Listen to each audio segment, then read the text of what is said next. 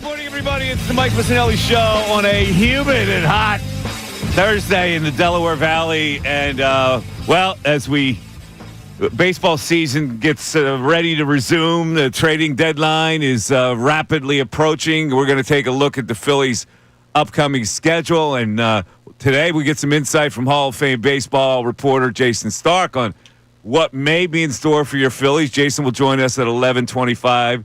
But today, many more fish to fry. We're going to continue our look at the Eagles as we inch towards the start of training camp. And today we're going to talk about their prospects on defense. Can Vic Fangio pull this defense together this time with having to rely on some young players to fill in? And those young players need to grow into some important NFL players. Which departure do you think will hurt the most with the Philadelphia Eagles on defense? Which new guy will help the most?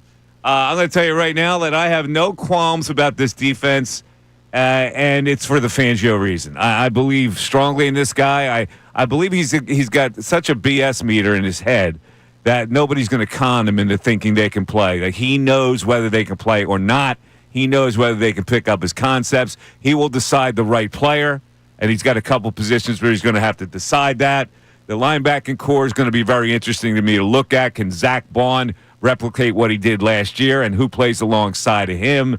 The edge rusher, I got to look at Nolan Smith to see if he's going to have a big year. Moro Ojamo, guys like that. Jalix Hunt, all these young guys that have to take a step up. But I think Fangio knows which of those guys can play, and I'm very comforted in the fact I am in. Unlike other sports in this town, I am very comforted by the Philadelphia Eagles. It's nice to have that kind of blanket to lie on, isn't it? While the rest of the teams give you the angst, the Eagle blanket, it's smooth, it's cushiony, it's chenille-like, Ray. Yeah? Ray Dunn's with me today. You know what chenille-like is? No. Chenille material? Nope. People pretty much out there know, but I lay in that blanket. I swathe myself in that blanket. I'm good with the Philadelphia Eagles. I don't think they'll win as many games as they did last year. That's not going to matter. They're going to be a contender for a Super Bowl, and that's comforting to me. However, today, a major talking point will be about a story on the ESPN website on Joel Embiid. It's a long story. It goes into many chapters of his life. It goes into many parts of his head. It goes into many areas of the Sixers and what they may or may not have done to facilitate and to help this guy be a superstar player. My take right out of the chute is this. It is more woe is me for Joel Embiid. Everybody else is to blame. Not really me. I've been mistreated. Blah, blah, blah, blah, blah. It goes on and on. I don't know, who was behind this story, whose idea was it, whether it was the Joel Embiid camp that initiated a story like this, whether it was the Sixers. I don't know. I don't care. Whether it was Embiid, he seemed reluctant to want to do the interview. If you read the piece, the writer thought he was going to get shown out of his house before the interview even started. But if you haven't read it, you got to read it, and you got to have your own conclusions about it. I really listen. It was a well-written piece. It went on forever. And when a piece goes on forever, there's usually a point to it. I don't know really what the focus on what this writer wanted to bring out on the story, what his point was. But Joel rambled on, and some of the stuff was really interesting, particularly the parts where he addresses the perceptions that people have of him at this point. And one of the perceptions is Joel's lazy, he doesn't care. And he says to that, I still see a lot of people bring it up, talking about the silly stuff I used to do as a kid, just my second, third year in the league. I started playing basketball at 16. You would not be in this position by being lazy. Starting so much later than anybody else, having to learn the game at the rapid rate that I did, coming to a new country, not knowing the language, learning a different culture, adjusting, being by yourself, that would not happen if you were not focused. Well, he's not wrong about that, but we're talking about his focus later on. His focus to be a great player later on, which to me includes being in tip-top shape all the time, which I don't believe he was. So I'm not talking about the stuff he used to do as a kid. when he started playing basketball at 16. I'm talking about in the really good parts of his career, what could have been better for Joel Embiid. And I look at it and I go, okay, I know you've had to suffer through these injuries. A lot of these injuries maybe were attributable that you weren't in the shape you could have been in. And so now what am I supposed to think? I'm supposed to feel sorry for you? I don't. All right, here's the other perception. Joel makes excuses. He says to this. It's not making excuses. When you're hurt every year and everybody knows it, it's the truth. Now, do you believe if he was 100%, does he have what it takes to have a chance at winning? I think a lot of people believe that because I've shown it in the regular season when I was healthy. All right, again, we're missing the point here. We're missing the point of were you in enough good shape to stay healthy? I think when people think of Embiid, they think of that part of it. And there are perceptions that go on and on and on. And every one of them, he seems to be making an excuse for the criticism that comes his way. There is always a reason for it. And I go, all right, maybe not. The one thing that I wanted you to be was to be great. And sometimes I didn't think you wanted to be great enough. Sometimes I thought you thought you were great enough, and that was all you had to do.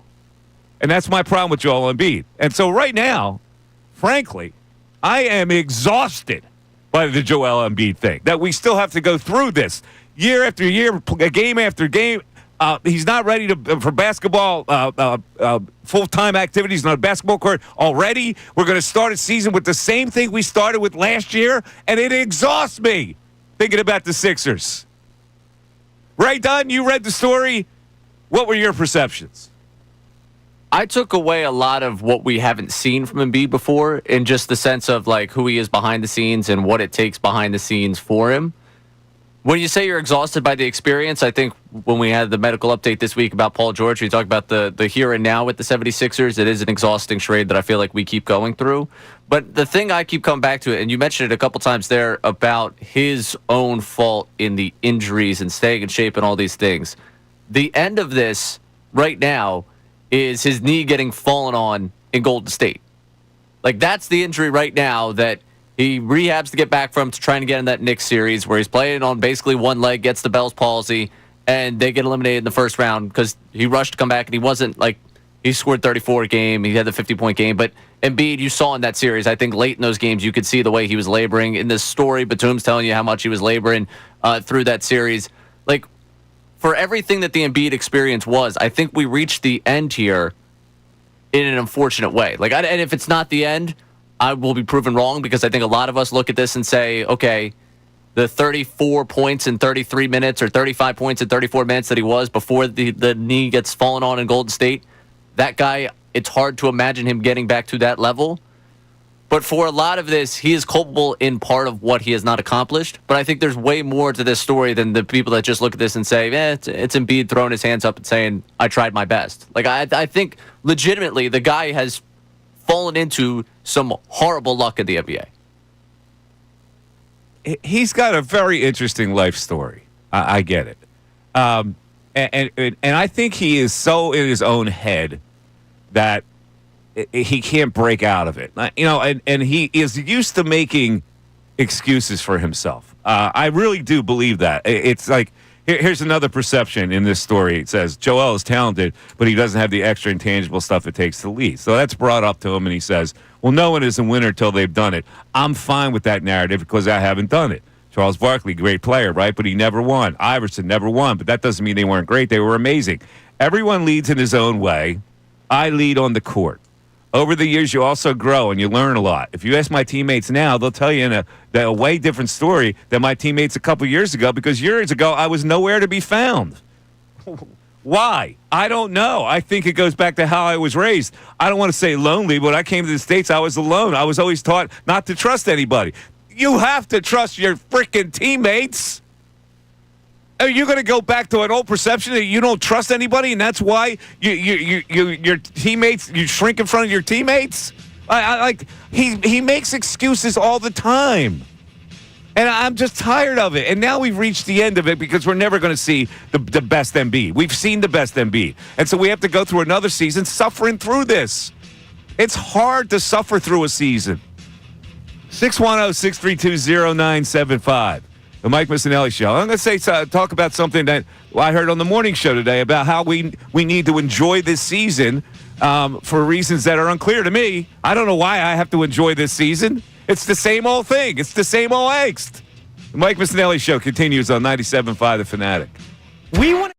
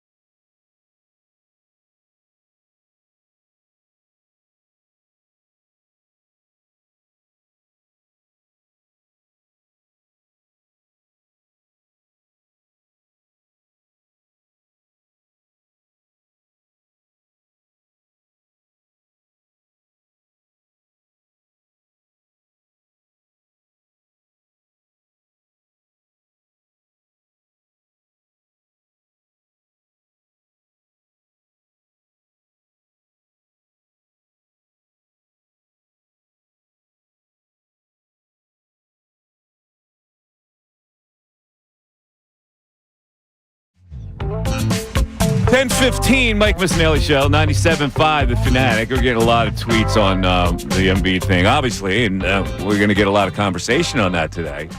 I got to address one more thing. It's that I heard on the morning show. I believe it was uttered by, I call him Pie in the Sky Connor. Connor Thomas, Pie in the Sky. Everything's the wonderment. Connor Thomas.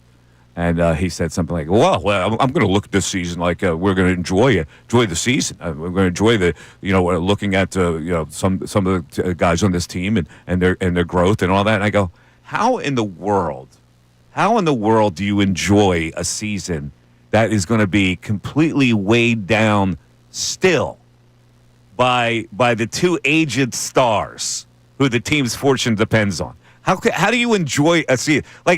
You can enjoy a season where a team is young and growing into something, and maybe they're not a contender, and you can follow their progress. That's enjoyable. You can enjoy a team that was led by one superstar and 4 role players, and that was the head coach coached the bejesus out of them with the Iverson team and Larry Brown. You can enjoy that kind of a team. How do you enjoy this kind of a team where it's the tired narrative of the two aged stars who we don't know can get on the court or not? Again, we're going to go through this again. The future depends on it, and we can no longer depend on them. What's fun about that? What's enjoyable from game to game about that? That we're going to see Jared McCain sometimes make some shots? That we're going to see VJ Edgecombe dunk? They're still going to be weighed down by this complete nonsense of these two aged stars who were brought here to play together so they could be a contender. We're going to enjoy watching this team not depend on those older guys again as they drift down in an East that's supposed to be open. I don't get it. What's enjoyable about that? About the entire team experience? Yeah, what's enjoyable about from game to game following the Philadelphia 76ers this year when the same narrative applies? Will Embiid play? Will Paul George play? Will they be a duo that can win? We already know the answer to that. So what's enjoyable about it? And I can't speak necessarily to exactly Connor's line of thinking on this thing. If he's pie in the sky, Connor? If he's looking at it as I'm excited to see what McCain can turn into. I'm excited to see Edgecombe out there. I'm excited for everybody's favorite. Oh, yeah. To start, I forgot about him. To see how that backcourt start Grimes, for those that don't get the reference here. But for how those guys gel in the backcourt, I can understand someone being excited to see those players specifically. I'm not telling you that you should have championship excitement, that you should be throwing your money down on them to win the East. But isn't that the whole point? What other point do you have unless you think you can be a contender with this particular group I'm talking about? If Embiid and George weren't here, then it may be enjoyable to watch the growth of young players who aren't going to contend for a championship. This team is not going to contend for a championship with supposed star players on it. What's fun about that? Well, I feel like we've all reset the expectation for this group, right? I mean, do you think this is a contending group? There are a lot of people that still have this genie in a bottle perception that, if Embiid can stay healthy and George can stay healthy, they could be a pretty good team because the East is wide open. That perception is out there. And game after game, we're going to have to suffer through the same narrative that we suffered through last year. Boy, could these guys play together? Are they going to recover? Are they going to be hurt? Are they not going to play? Are they going to play? It's the same thing. So if his thought process is he's excited to see them compete, then I'm totally against him on that one. Well, that's what he's saying. That they're going to compete, then yeah. Then in that case, that line of thinking to me is way too optimistic. If his point is, hey, I want to see what Jared McCain is, I want to see what Edgecombe is, I want to see what that backcourt's going to be, that's the only thing getting me going for basketball season. That's the only thing that's got me you know what? When they lace them up, I'll watch. With that, they are still bogged down by the other thing. If the other thing was removed, then you could have more fun. Well, yeah, but I'm not expecting to have championship level fun. I'm not expecting second round level fun at this point. It's depressing. There are a lot of people that do expect that. And my point is they're going to get slapped down again from one side of the face to the other.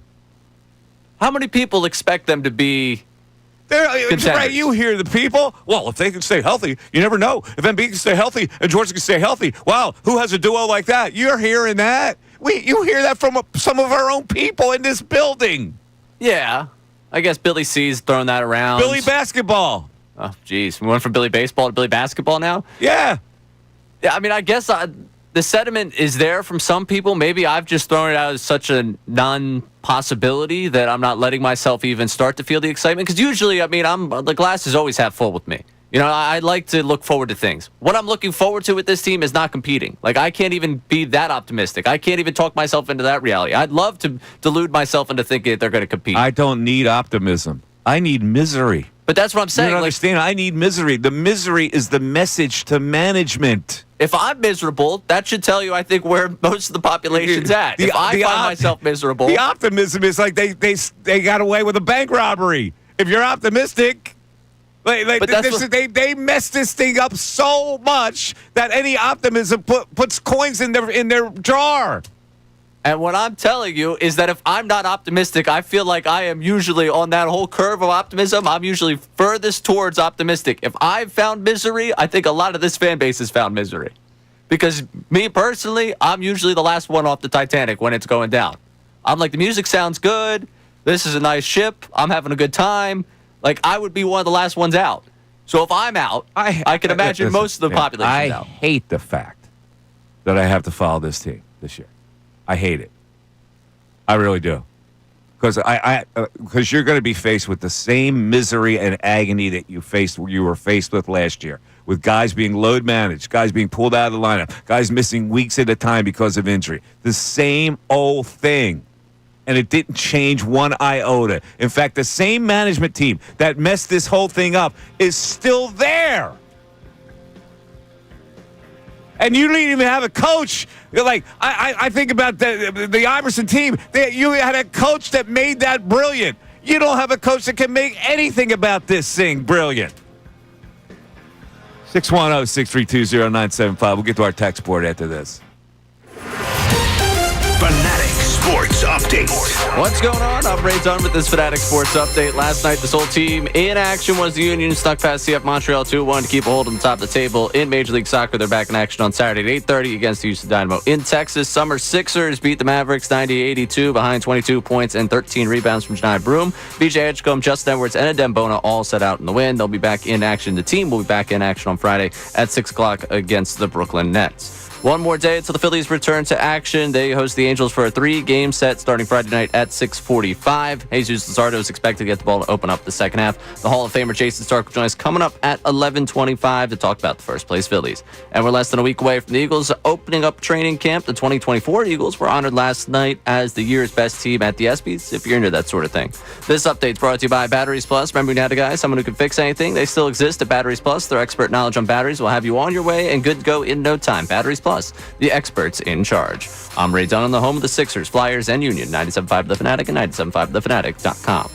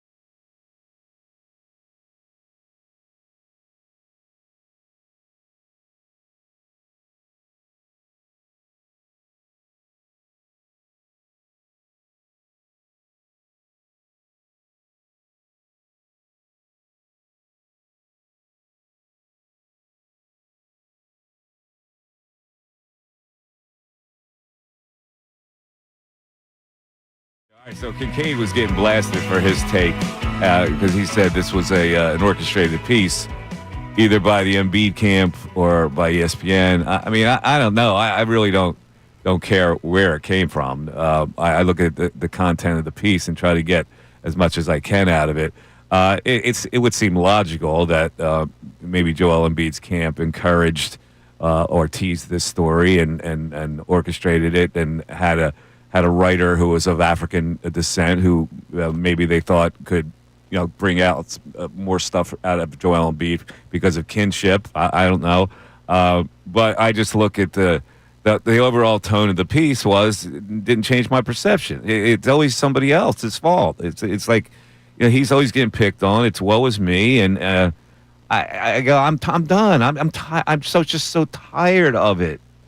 I just can't. I can't come up with any enthusiasm anymore to follow this team with the same old, and it's going to be the same old this year that it was last year. Yeah, I mean, finishing that article, I kind of get the feeling of, oh man, like everything that we've been through, and then I kind of look up. I think, okay, what's next? And it's like, all this does, like for me, just breaks the heart more about where the Sixers are at. Like, I want to see the guy succeed. I do. I want to see this team succeed.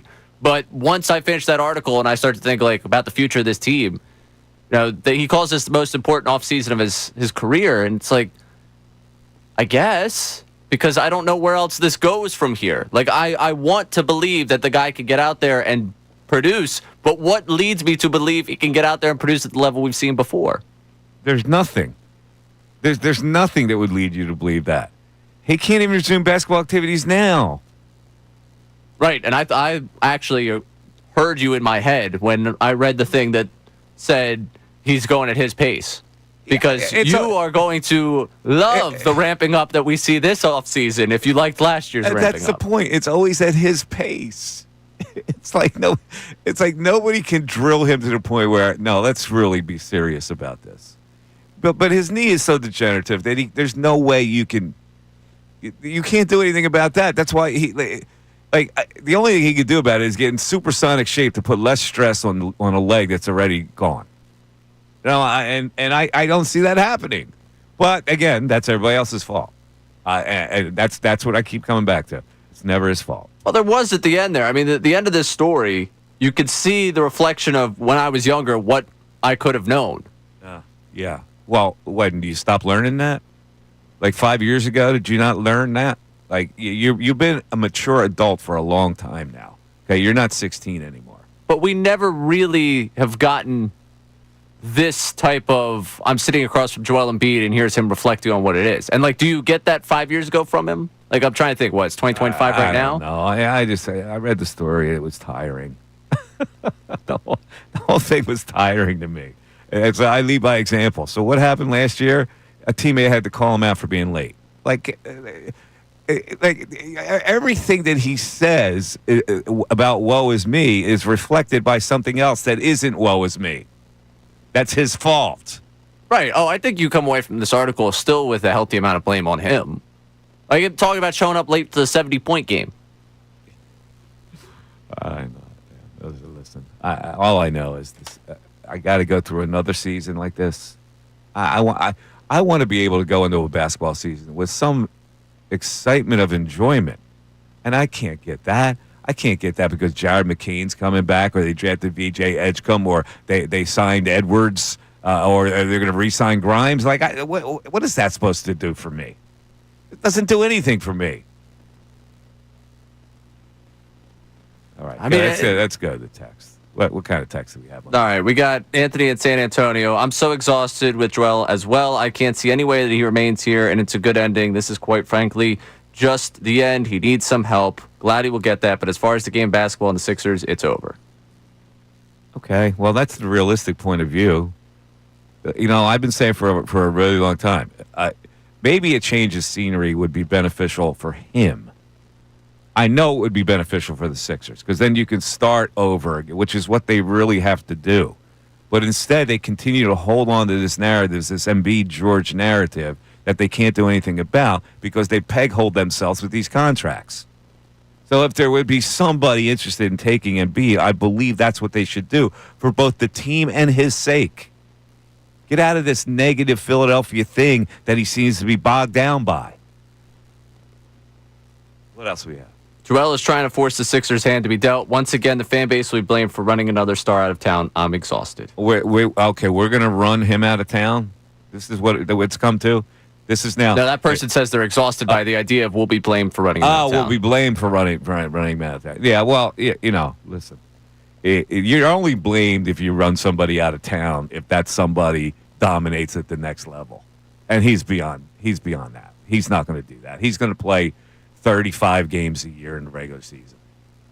Bob from Spotswood, this is the same old from Embiid, crying it again about how he's been mistreated, not appreciated, etc. He has had bad luck with injuries, but he hasn't exactly helped create his own luck to stave off these injuries. And that's the point. You got to look into that part of it as well. It's not woe is me and all these injuries as they came from the sky and the god of injury threw a thunderbolt at me and made me unhealthy. Well, there's a responsibility on the other end of that too. Steve from Havertown here. Mike's anger with Embiid is completely misplaced. This is a generational talent who has been betrayed by his abnormally large time and time again, yet continues to fight through injuries for this team. I'm angry with the state of the 76ers as well, but the anger belongs with ownership, with the Colangelos, Morey. These people have hamstrung Embiid's career at every turn, drafting Simmons, Fultz, Zaire Smith, letting go of Butler, Harden, signing Paul George. Embiid never stood a chance to the incompetence of our organization. Read the first line of that again. Mike's anger with Embiid is completely misplaced. Misplaced. The next line. This is a generational talent who has been betrayed by his abnormally large body time and time again. He's been betrayed. Now, tell me where he has been betrayed. Seriously. Like, the Sixers didn't try to build around him. They tried. They just, circumstances happened where Simmons went goofy. Markelle Fultz had a mysterious shoulder thing. It's not like they didn't try to improve the team. It's just it didn't work out. But again, he's supposed to be such a great player that like he should be able to overcome all that. Should he? Yes. Like it's mentioned in the article of like someday the story, the book, the TV show, the movie will be made about this era of Sixers basketball. Like, that has to be a 25-part series at this point with all the stupid stuff that's happened. How is it the Sixers' fault, Ben Simmons and Markelle Fultz? Oh, it's not necessarily Simmons' fault. It's not the Sixers' fault necessarily, but it's not Embiid's fault that those guys happen that way. I'm not saying it's Embiid's fault. I'm just saying, like, overcome it. If you're so great, overcome it. Joel Embiid has not been able to lift the team past the second round. Do you think he should be dominant enough to do that? I think he should be. I think if we look at... He didn't do that. But before we talk about getting rid of the Jimmy Butlers of the world, Joel Embiid was not good enough to carry a team past the second round. He's the dominant player. Who else gets blamed? The dominant player gets blamed. If Michael Jordan could get his team past the second round, he would have gotten blamed. In fact, he got blamed for the Bulls not getting into playoffs for the first 6 years of his career. I got you. I look at the history of this organization, and they've been to past the second round once since Barkley's rookie season. Forget the organization. Look at the Embiid era. You're telling me that a team led by Joel Embiid can't get past the second round? Whose fault is that? Is that the organization's fault? I think there's a lot more factors than just Joel Embiid and the fault of them not getting past the second round. But the other factor is that the dominant player should be able to get you past the second round.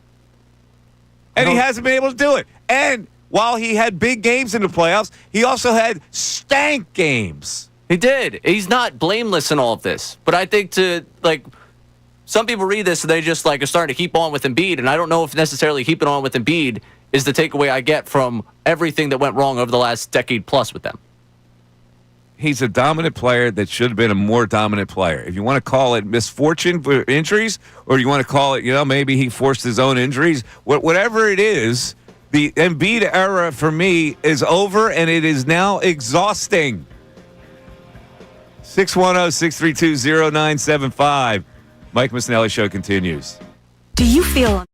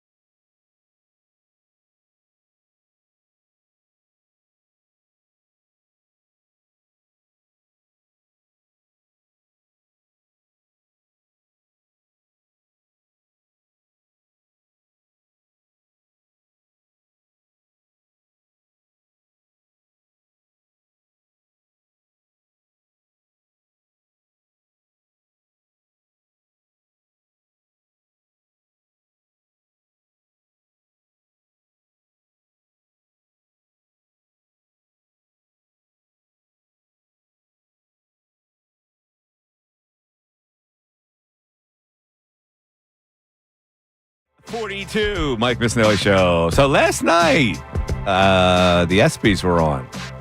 I didn't catch it. I completely forgot about the ESPYs. Did you watch the ESPYs, Ray?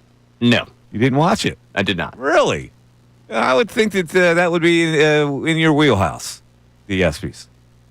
No? Excited for who's going to be best team of the year? Yeah, no. Yeah, the Eagles were the best team of the year, and play of the year went to Barkley.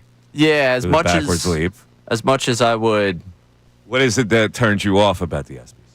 We get only so many days, I feel like, where there's from just sports? Yeah, no sports. And honestly, last night I was like, I don't really care to engage with it. Yeah, it's funny because I have less interest. I'm big on award show, like the Oscars and the Emmys and the Grammys. Like, I'm in.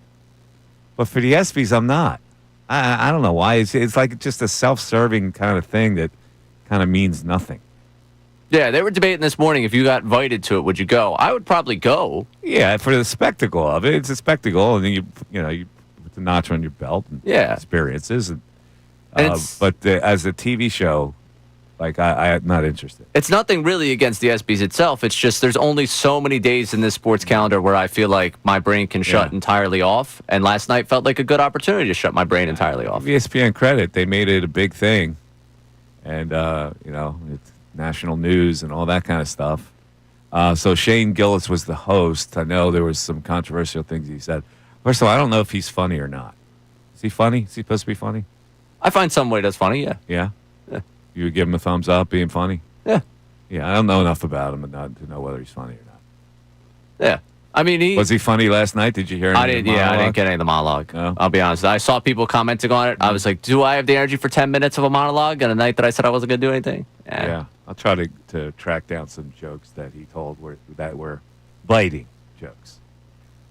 He also has this thing when he does live stuff, whether it's last night or SNL, and this is more the commentary on when he did Saturday Night Live, the intro thing.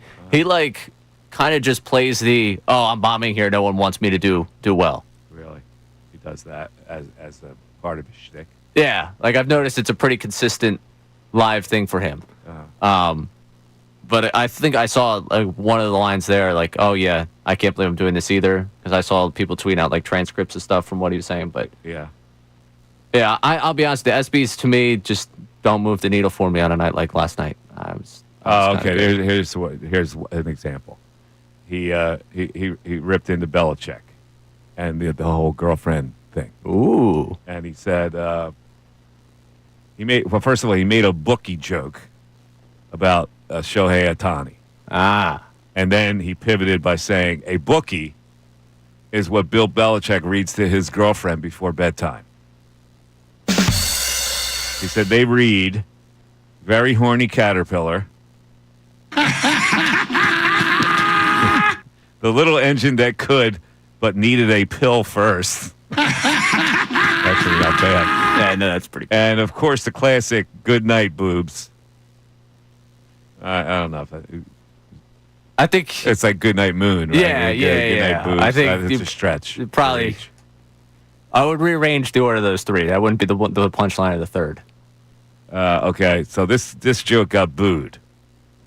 Joe Rogan actually wanted me to be here to host this award show so that I could capture Adam Silver because Joe thinks he's an alien. All right. And then he goes on to say, and Donald Trump wanted me to be here to capture Juan Soto for the same reason. Oh, okay. That got booed. Eesh. About Caitlin Clark. This also got some hesitation. He said that he and Caitlin Clark are similar because they're both whites from the Midwest who have nailed a bunch of threes. He's from Pennsylvania, though. I guess that's not bad. I guess. Doesn't he have a beautiful girlfriend? I don't know. Gillis? That's self-deprecating because he's not the best looking. No, he's not a good looking dude. Yeah, he's the type of guy that he's funny just by seeing a picture of his girlfriend. Really? Yeah, like he's got a good-looking girlfriend. You're like, all right, that guy's got to be funny. That guy's got to have a personality. Okay. All right, let's go to the phones and talk to Jerry L. From Jersey. What's up, Jerry L? Mikey, how are you? How you doing, Jerry? I didn't think he was too bad. Plus, he took a few nice shots at Dallas, too. Oh, he did? Good. He threw a few in. He threw a go birds in there, right? Yeah. Oh, he said, let's go birds a few times, if not more. Okay, cool. Yeah, so I didn't think he was that bad. But back to your initial premise today. Yeah. First of all, Embiid had to deal with the NBA not wanting the Sam Hinkie to succeed, so they brought in the Colangelos, who started the demise of this. You know, between the son and the father, they weren't going to have the Sixers be any better for Hinkie doing the process. Okay. So he played with there. Now we're back to JoJo. Mm-hmm. I loved him, Mike. 5-6 years, I loved him. Yeah. I can't stand him now. He's a forward killer. Because he wants the ball at the top of the key and he wants to do Euro steps and spins that gets him hurt. Never throws the ball to the corner. Well, Harris just was out there disappearing. And George, when he played with him, was the same thing. He doesn't mind kicking it back out to the top. But the other ones... He's a forward killer. That's interesting. I never heard that. He's a forward killer. Yes, that's what he... If you're a forward on his team, you're not succeeding. Wow. For whatever reason. It's very interesting. Mikey, they're so frustrating now, especially when you got to hear Hinkie and the other guy... Oh, not Hinkie, but the... They're trying their best. As long as he wants to do his Euro steps... I didn't want to bring up the fact that Will Chamberlain ran down to the blocks and played every minute of every game for the whole season. Yeah, a long time ago, Jared. The pace of the game was a lot different back then. But I hear you. Mikey, I understand, but he's always got people underneath his feet. Always. Yeah, people have been complaining about him, his unwillingness to go in the post a lot. I think the game has changed where they go 4 out a lot. And because that opens the middle for drivers, if he's out there, there's a lot of good parts of him being on top. But I hear you. Like Shaq always complains that he should be more dominant inside, but he's a different player than Shaq. Like Shaq didn't have the skills that Embiid had. Oh no doubt about it, Mike. The kid couldn't be a better, more talented kid. Yeah. Right now, he wants to be something different. That's why he went to the Olympics. But the bottom line, Jerry, is you're exhausted like me about this whole thing, right? Oh yeah, I'm tired of him. All right. You got it, buddy. See you, Mikey. Have a good weekend. You too. That's the great Jerry L. Checking in. 610-632-0975. Yeah, I just, listen. Did I want to read another story about Embiid? No. But it was there, and I read it, and I go, it made me more tired. Mike Missanelli Show continues after this. Fanatic Sports Update. Baseball still on the break. I'm Ray Dunn with this Fanatic Sports Update. Last night, the sole team in action in town was Union. Snuck past CF Montreal 2-1 to keep a hold of the top of the table. In Major League Soccer, they're back in action on Saturday at 8:30 against the Houston Dynamo in Texas. Summer Sixers beat the Mavericks 90-82 behind 22 points, 13 rebounds from Janai Broom. VJ Edgecombe, Justin Edwards, and Adem Bona all set out in the win. They'll be in action. The team will be back in action Friday at 6 against the Brooklyn Nets. And one more day until the Phillies return to action when they host the Angels for a 3-game set starting tomorrow night at 6:45. Jesus Luzardo is expected to get the ball to open up the second half. Hall of Famer Jason Stark will join us coming up at 11:25 to talk about the first place Phillies. And we're less than a week away from the Eagles opening up. The 2024 Eagles were honored last night as the year's best team at the ESPYs, if you're into that sort of thing. This update brought to you by local Ream Pro partners at thereamteam.com. When you want your home to feel like a dream, it has to be Ream. Stay cool with a high-efficiency AC system from Ream, RHEEM. Find your Ream Pro partner at thereamteam.com. I'm Ray Dunn on the home of the Sixers, Flyers, and Union. 97.5 The Fanatic and 97.5thefanatic.com.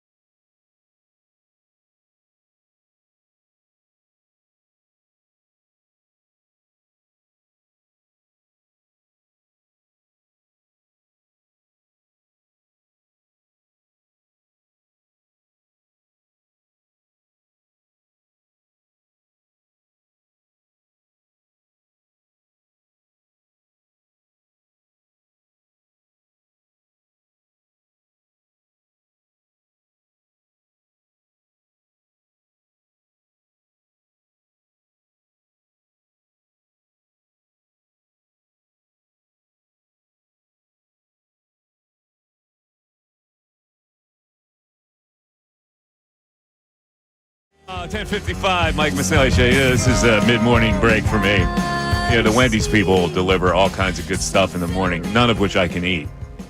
Since it's every sandwich that's delivered has egg in it.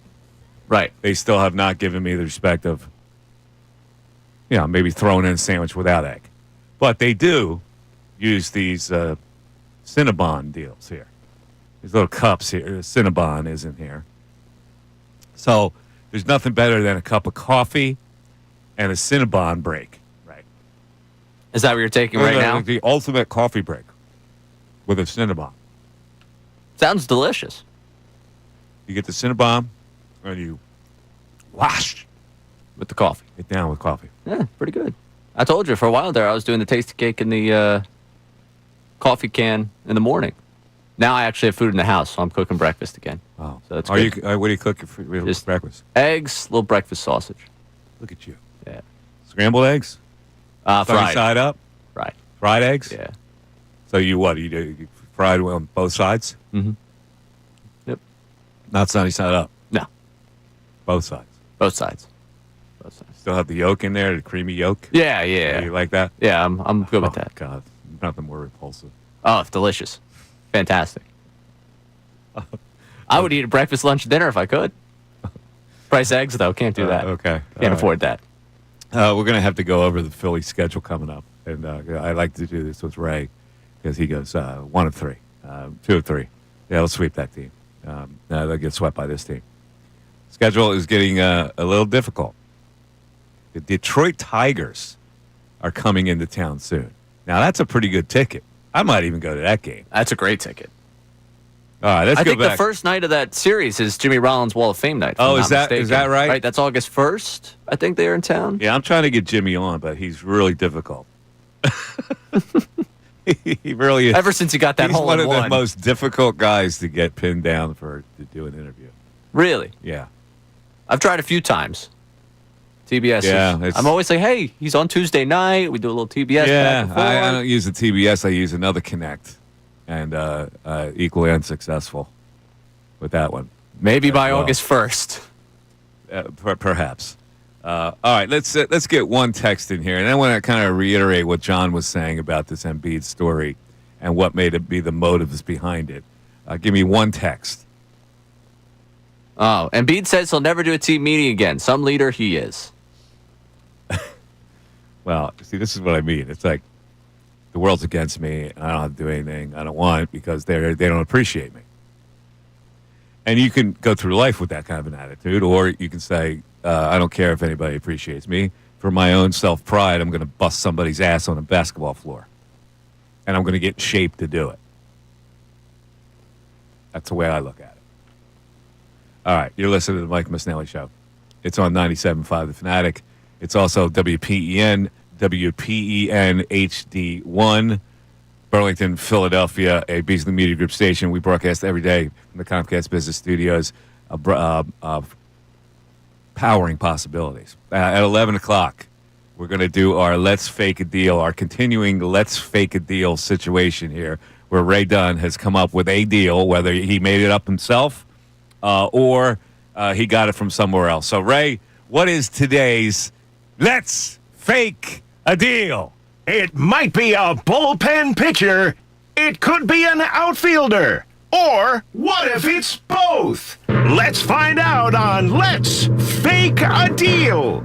Here's your host, the 17th Assistant General Manager of the Phillies, Mike Missanelli. Yes, I'm still holding my place as the 17th Assistant General Manager of the Phillies from the back row. They have not moved me out of the room yet because a lot of things I've been saying make a lot of sense. And they're saying maybe we should keep this kid around.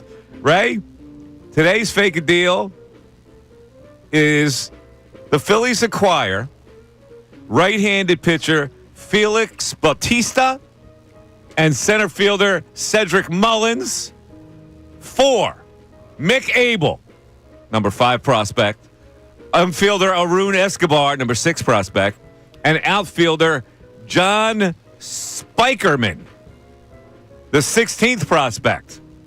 Would you do this deal? Why or why not? I'd like to apologize to John Spikeman, who is just as surprised as I am that I threw him into a trade. Who the hell is John Spikerman? Real person, I promise. 16th prospect in the top 30 for the Phillies. And what is he? He's an outfielder? Outfielder. Okay. All right. Abel, Escobar, Spikerman for Felix Bautista, Cedric Mullins would seem to be a absolute no-brainer. Why would we not do this deal right? And that's where I go to on this one. Cedric Mullins, as much as we have problems with center field here and who plays center field for us here, he's kind of cooled off from that powerful start. He also, in terms of outs above average, would be one of, if not the worst, in center field. So for all those concerned about defense, he's not exactly helping that problem. If you want to say he's an upgrade, a left-handed bat than what you've got right now in Max Kepler, maybe. I'm not going to be against going and getting Felix Bautista. The no-brainer part of this is getting Bautista and getting him at a much lower price than what we projected yesterday for Class A.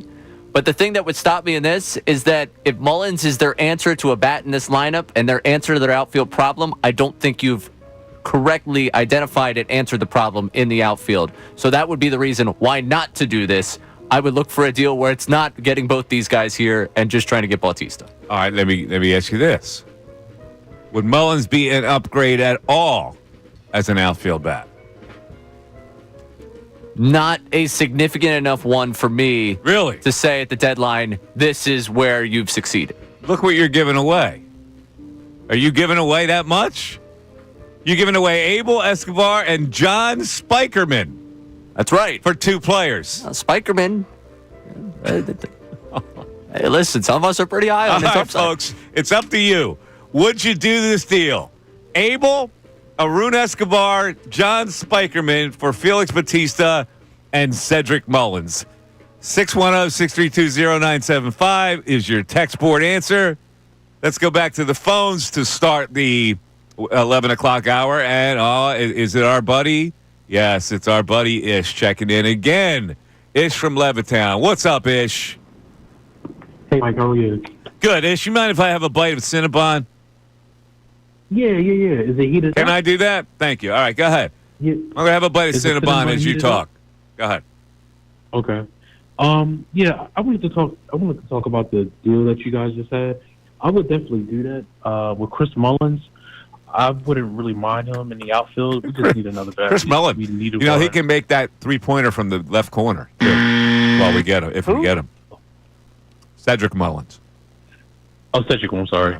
And Batiste, I think we just need another arm in the bullpen because the one we have now, he's not really all that good. I even forget his name. So President Batista not from really- from Cuba. He abdicated in The Godfather.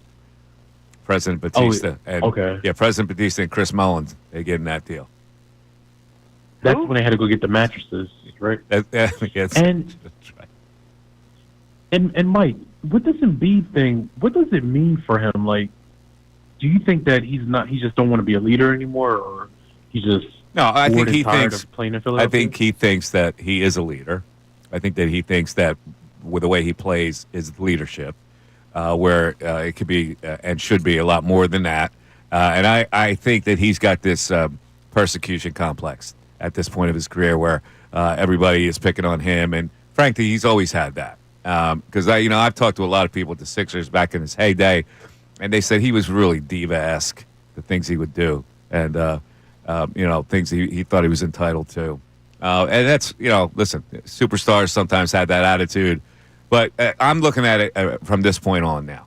To me, it's over, and we have to suffer through it again and continue to suffer through it. Okay. I have two more things. Yes. So how do you think the season will go this year with Paul George getting hurt again and Embiid possibly sitting out the first 2 games? I think it's our- going to be a similar disaster as last year. Okay. I think the 76ers will be either in a play-in tournament or they'll finish 8th. They'll be in that area, 7 or 8, and they have no chance to advance in the playoffs. Okay. I get that. Is Ray there today? Ray is here. Yeah, he's here. Hey Ray, how are you today? I heard you fell in the grass and when the sprinklers were going and you fell in the mud trying to make mud pies, Ray. Is that true? You trying to eat mud pies and you had mud all over your face while you was trying to eat the mud pies? I think the best thing to do is to cut him off after he says, "Yeah, is Ray there?" Oh, yeah, he is. Goodbye. I think that's the next thing I have to do. Yeah, I think a lot of our audience has been asking for that. Yeah, I think the amount of texts we get post-ish call saying, I think I'm gonna have to pull the trigger on that. He's not funny. Like, it's unfortunate. You really hate to say that about someone. You don't want to be that direct about that to someone, but unfortunately, he's no good. Yeah. All right. As we go to the break, let me just say this: about the thing that John was saying today, that this was an orchestrated story, maybe by the Embiid camp. It makes sense that it would be that. But let's face it: if you're ESPN's website and somebody sells you a story like that, you go, "Well, of course, we're interested in that story." Nobody's been able to pin down Embiid. You got to contact the guy who can get this story. Yeah, we're all for it. So it's not the website's problem. And I could see it makes logical sense. If it was Embiid's camp, it was a story meant to engender some kind of respect or even sympathy for Joel Embiid. So, I mean, that seems very logical to me, and it really doesn't. Like, I think people were upset with John for saying that, right? People are upset with him for saying it, but to me, the reporting process on this began a while ago. Yeah. Like, when they're talking about being together, like, last fall. Yeah. When things were still uncertain about this, like, I think this story, like, when you talk about what's the purpose of this story, this story follows Embiid to the end of the most disappointing season of his tenure, and explains kind of where he's at mentally through that entire process and why all of this colliding portions of the last decade of him here in Philadelphia, even predating him in Philadelphia, how all that plays into where his mind's at and where they're at right now. Let me ask you this. Do you think his camp looks at this story as something that would make him look better? Oh, for sure. Yeah. So if the notion is that they were behind it, I could see that. That happens all the time in journalism. But yeah, I mean, just to get access to Embiid, though, like... Right. Like get access. Maybe you say, here's my aim for the story. Oh, okay, we're going to give you access. But, like, if the aim of the story is to explain where he's at mentally, I don't know if there was any other way for that to come across. Yeah. Like, I don't think anyone was going to do something salacious about where he's at mentally. I'm not going to blame the writer. The writer got stuff out of him. I look at the content of the stuff, and I go, I'm exhausted. I'm exhausted that it's everybody else's fault.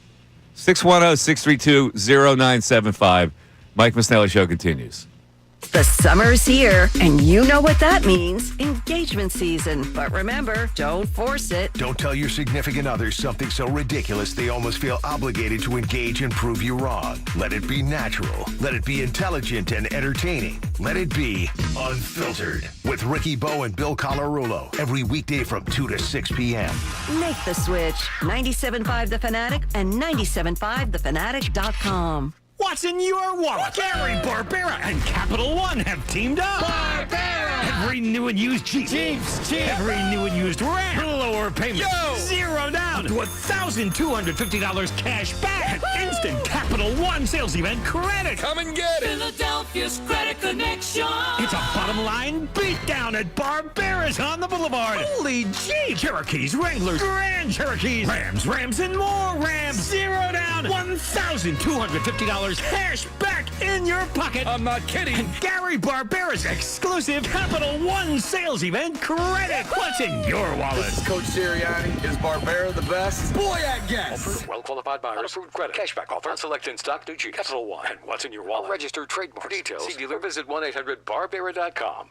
Follow that to Barbera's Capital One sales event. Zero down to $1,250 cash back. And the lowest payment on Rams and Jeeps. If you miss this one, you're walking. Tell him, Coach. Is Barbera the best? Boy, I guess. You hear that? That's Mike sleeping soundly on a Sunday night. That's because Mike was smart this time. He took ZQL Ultra to fall asleep fast, stay asleep longer, and get the deeply restorative sleep he needs. So now he wakes up refreshed and ready to conquer Mondays. Let's do this Monday. ZQL Ultra. Not for colds, just for sleep. Really great sleep. Use as directed. Keep out of reach of children. Progressive knows we all crave validation. Girl, you are not 37. I would have guessed 27. You guys are too sweet. Sure, dewy skin. Terrific.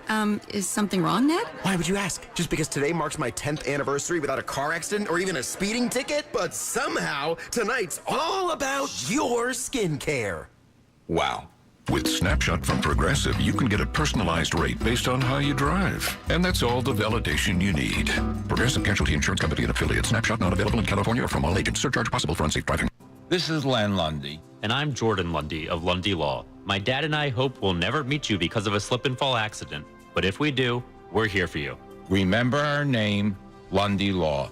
Your injury lawyers. Visit LundyLaw.com. Get in the zone, AutoZone. Brad's day is off to a slow start. So he heads to AutoZone, where batteries are as low as $89.99. Sam.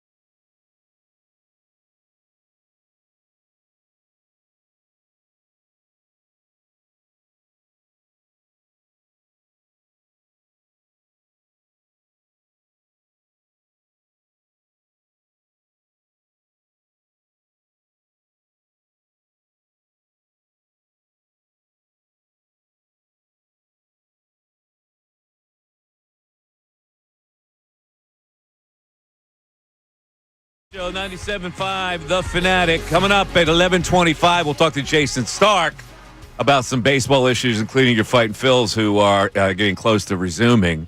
The Los Angeles Angels coming in for a weekend series, and they should do well against the Angels. And they got a tougher schedule that's coming our way. They got the Tigers in that whole thing. They play American League teams, 7 straight series? What is it, 7? 7 straight series. 7 straight series against American League teams. Not seeing the National League till August 11th. See, I love to see the American League teams play them. I love the diversity of seeing a team I haven't seen. It's just odd. It is odd, but I kind of like it. I love interleague play. The one thing that I don't like about this balanced schedule is how few times you see the division rivals. Like, I don't like we go multiple months without the Mets, without the Braves. I mean, I probably could do without Marlins series. But overall, that's one thing that about this balanced schedule that I do not appreciate. But I respect the fact that you're going to get to see pretty much every superstar play your team, assuming health, throughout the year. Let's go over a few of these, right? You're pretty good at this. All right, yeah, let's do it. The Los Angeles Angels for 3, starting Friday. Give me 2 of them. 2 or 3. Boston Red Sox for 3 at home. Break could not have come at a worse time for the Red Sox. Give me 2 for the Phils. Ooh, so 4 of 6. At the New York Yankees. 1 of 3. Who starts that first game? Friday night, July 25th, Apple TV. Taiwan Walker. The national audience wants to see him, Mike. Back in New York. 3 against those lousy Chicago White Sox. Take the first 2, getaway day loss. No way. Getaway day, an afternoon game, they lose that game? Yep. Afternoon. You're not going to sweep that crappy team? Nope. Inexplicable loss, Mike. All right, so what do you got there? You got 2, 2, 2, 6, and 4 you got, right? That's 6 and 4? I got 2 for the Angels, 2 for the Red Sox, 1 for the Yanks, 9 and 5? 9 and 5. Oh, no, that seems like way too many. Yeah. Far. 2, 4, all right, so 4 and 2, 30, 4 and 7 2 and into 5. the Yankees. 7 and 5. 7 and 5 for 12 games. Is that right? Right. Detroit Tigers. That's also wrong. No, that's right. 7 and 5 through 12 games. All right. Works for me. Yeah, that's right. No, you got it. Yeah. Detroit Tigers, 3 at home. 1 and 3. Or 1 and 2, sorry. 1 and 2. Yeah. Tigers take the series. Tigers are good. All right, that's 8 and 7. Baltimore Orioles. Get the brooms out. Sweep. Sending the O's home. Sweep of the Baltimore Orioles. They got nobody left at that point. Wow. All right. So that's a sweeper. And at the Texas Rangers for 3 to conclude that 7-game American League series. Maybe 2 or 3. 2 or 3. All right, so they come up above 500. Yeah, 13-8, I think, is the final total there. That's 13-8? I like that. Pretty good. Yeah, that's not bad. That I mean, the sweep sweep of in the there Orioles, really yeah. helps them. Yeah. And 2 over Texas, 2-1. Yeah. All right. I feel good. Well, Jason Stark to talk about Jason Stark's piece. Did the home run slug off save baseball?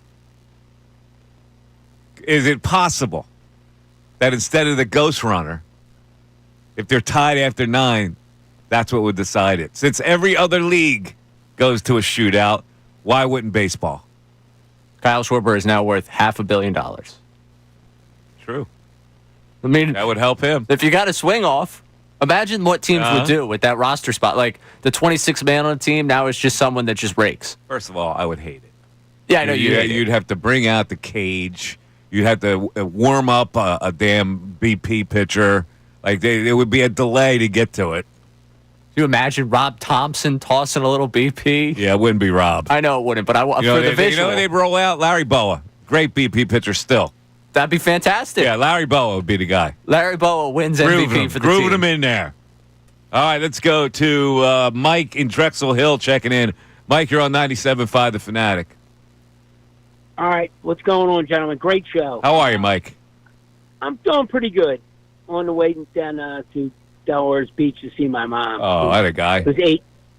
Yeah, it's 86. Oh, God bless her. Yeah, it's like the last Sixers championship was 42 years ago. Was that long ago? 43. That's what Flyer fans tell you. Well, the Sixers haven't won in 42 years. Yeah, I hear you. Yeah, it really makes you sick to your stomach, but the Cinnabon thing, if it has the vanilla icing and they're fresh, oh, yeah. It's unmatched. Oh, I got it right here. You see the vanilla icing on top. That's good. But I see I'm a dunker. I'm an Irishman. So. All right.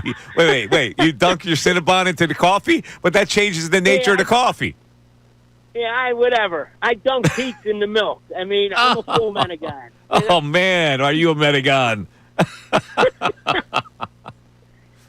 So, getting to my Sixers point, this number one, they should have never gotten George, and I don't know how you got Daryl Morey to come on their program, but he should come on every week, and I hope he comes on again. He is invited to come on any time that they want to put him on, and every time I ask, and I ask a lot, come on. I'm hard on Daryl Morey. He took it the last time. I respected it, but I still have a lot of questions for my man. Yes, I agree. And if Embiid comes back, like you always say, spelt like in great shape, and he's improved his low post game a little bit, like some fadeaways, whatever he needs to do. I don't know who made the point. It was one of you two that said about him playing, the top of the key and all that nonsense. It's brutal, and he's really not healthy. So what kind of season do we have? Let me ask you this. Do you think at this stage of his career he is that motivated to get into the best shape of his life? No. And you can tell. You can read that story that's on him, and you can come out with that conclusion that he's not going to like go through this crazy rehab of training and all that kind of stuff. He is what he is. He's telling the world, I am what I am. That's good enough. Screw you if you don't like it. Well, the sad part about it is a guy his size could actually go on somewhat of a protein diet for a little bit and just eat the right things for a short period of time and get in great shape. I don't think that's him. Tall. I don't think that he's motivated to do something like that. I believe you. I mean, you pulled the wool. You pulled the curtain back last year. You were on it, and I was way more optimistic going into last season. But this team is not built to win anything. Yeah, really see, people love to buy into stuff. Like, oh, he's in better shape this year. Look at him. He lost that weight. I looked at him at training camp. We were there first day. I go, you don't look any different than me. Well, no, he did lose some weight. What? Where? He didn't lose enough weight. And then it comes out he's not in good enough shape. You can't put a wool over my eyes, Ray. I'm wool-proof. 610-632-0975. Coming up, Jason Stark. We'll talk some baseball after this. Fanatic Sports Update. Still at the break, I'm Ray Dunn with this Fanatic Sports Update that's brought to you by Groundworks, your trained and certified experts for basement waterproofing and foundation repairs since 1997. Book your free inspection at groundworks.com. Last night, this whole team in action in town was the Union, snuck past CF Montreal 2-1 to keep a hold on the top of the table in Major League Soccer. Back in action on Saturday at 8:30 against the Houston Dynamo in Texas. Summer Sixers beat the Mavericks at 90-82 behind 22 points and 13 rebounds from Janiah Broom, PJ Edgecombe, Justin Edwards, and Adem Bona all sat out in the win. 76ers back in action on Friday at 6 o'clock against the Brooklyn Nets. One more day until the Phillies return to action. They host the Angels for a 3-game set starting Friday at 6:45. Jesus Luzardo is expected to get the ball to open up the second half. The Hall of Famer Jason Stark will join us coming up at 11:25 to talk about the first place Phillies. And we're less than a week away from Eagles opening up training camp 2024. Eagles were honored last night as the year's best team at the ESPYs. Not the Emmys, certainly not the Emmys, the ESPYs. This update's also brought to you by Allstate. Some people just know you could save money on car insurance by checking Allstate first. So what are you waiting for? Check Allstate first for a quote today. You're in good hands with Allstate. I'm Ray Dunn on the home of the Sixers, Flyers, and Union. 97.5 The Fanatic and 97.5thefanatic.com. The summer's here, and you know what that means. Engagement season. But remember, don't force it. Don't tell your significant other something so ridiculous they almost feel obligated to engage and prove you wrong. Let it be natural. Let it be intelligent and entertaining. Let it be unfiltered. With Ricky Bo and Bill Colarulo every weekday from 2 to 6 p.m. Make the switch. 97.5 The Fanatic and 97.5thefanatic.com.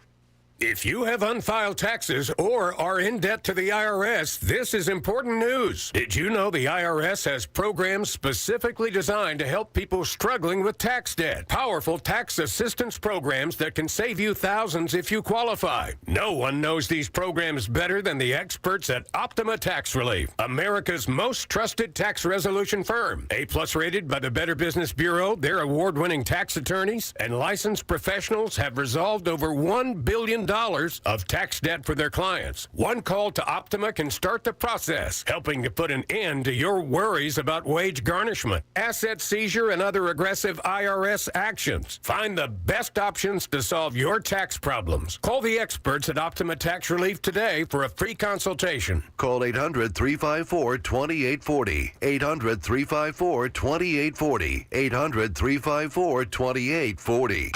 Optima Tax Relief. Some restrictions apply. For complete details, please visit OptimaTaxRelief.com. With Progressive's Name Your Price tool, you get coverage options based on how much you want to pay for car insurance. And then you decide how to spend the rest of your money because you're in charge. And right now, you're going to pay for groceries. But you decide what groceries. Just keep in mind you're running out of dishwashing soap. But you decide if you're going to buy that soap. Just those dishes won't clean themselves, will they?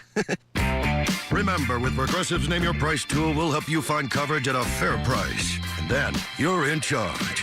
Progressive Casualty Insurance Company and affiliates. Not available in all states. Price and coverage match limited by state law. Progressive knows we all crave validation. Girl, you are not 37. I would have guessed 27. You guys are too sweet. Sure, dewy skin. Terrific. Is something wrong, Ned? Why would you ask? Just because today marks my 10th anniversary without a car accident or even a speeding ticket? But somehow, tonight's all about your skincare. Wow. With Snapshot from Progressive, you can get a personalized rate based on how you drive. And that's all the validation you need.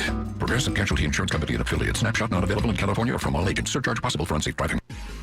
The Philadelphia Union head down to Texas to take on Houston Dynamo FC Saturday, July 19th. Kickoff is set for 8:30 p.m.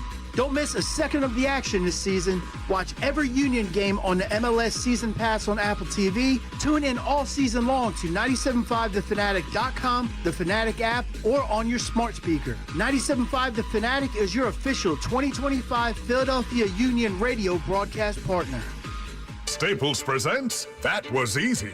Seems like back to school happens earlier each year. First day of school coming in hot. And this year, my kids had massive supply lists. Folders, notebooks, and pens. Oh, the humanity. But Staples had everything I needed, with some items just 25 cents. Watch the small print.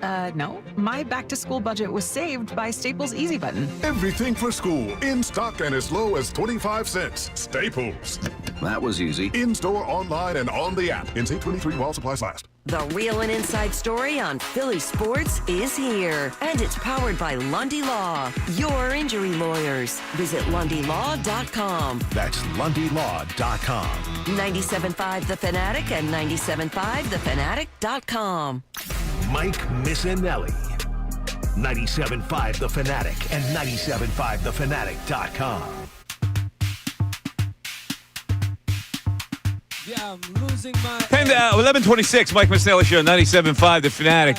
Baseball season resumes on Friday for your Phillies against the Angels here. And, listen, they're in pretty good shape. You wouldn't know it by what we talk about on a daily basis. But let's talk some baseball with the man I love talking baseball with. He's in the Hall of Fame for a reason because he knows everything about this sport. Of course, a great columnist for The Athletic. He does a podcast called Starkville. He is, of course, Jason Stark. Hello, Jason. Mike, happy All-Star break. Yes, the All-Star break was not vacation for you. You were working it, No. and you had another weird and wacky situation happen at the All-Star game. Right? I think this stuff is orchestrated for you, frankly. I feel like it. I really do. There are some things that happen in baseball, and it feels like they're just happening because I happen to be there. That was one of those things. When they lined up for that home run derby after 9 innings, people were just looking at me because they knew. All right, so you're I had a lot of fun with that talking to Logan Webb, and you go, so we just fixed baseball with that shootout, and he says, yeah, I think so. Did they fix baseball with that shootout? Has the shootout saved baseball, Jason? No, I don't think we're going to get to that in the regular season anytime soon, but I'll tell you what, Mike. I did have this thought that, they play the All-Star game, and every bigwig in the sport is sitting there in the seats. They see how the people react. They see how the players react. They saw the fun that went with that, and those wheels are turning. I think we have a long way to go before you could convince people that this is how you should end regular season games. But let me ask you, if you had a vote between the zombie runner and the swing off, how would you vote? Well, I like the zombie runner. I really do, because I think it brings strategy into the game, and you still have to get. Yeah, there's no strategy to the other thing, but the way the world is going with the quick fix, I don't know that it would take that long to put that in. Like, could you have seen the Ghost Runner come in the game? Like the progression of that came in. Like, why wouldn't this? Like, it's not far fetched to me to think that this could come in. Yeah, if you'd asked me 10 years ago about the zombie runner, I'd have said no chance. But then, when they started using it in the minor leagues, when I started talking about it with people in the minor leagues, and I heard how much they loved it, it kind of got me intrigued. Just in that idea, you just alluded to this, but baseball has always had the least interesting overtime in any sport, right? Yeah. Because nothing happened. It was so hard to score. And this is strategy right from the get-go. And I always said, it's way better than deciding the World Cup by penalty kick shootout. But this might be a kind of a secondary model where you play, 10th inning and 11th inning with the zombie runner, and if you're still tied, then you go to a derby-type deal? I don't know. Would you go for that? I probably would. Listen, I've turned a lot about baseball and their traditions, so I probably would go there. The problem with the Phillies is they wouldn't have a third guy to hit home runs. That'd be the problem. They might have more than the American League ran up there. Maybe. Which gets me to my next point. What is this deal with the guys leaving early from the All-Star game? I mean, that would not have happened in the heyday of the Hank Aaron, Willie Mays All-Stars, would it? Yeah, it was funny.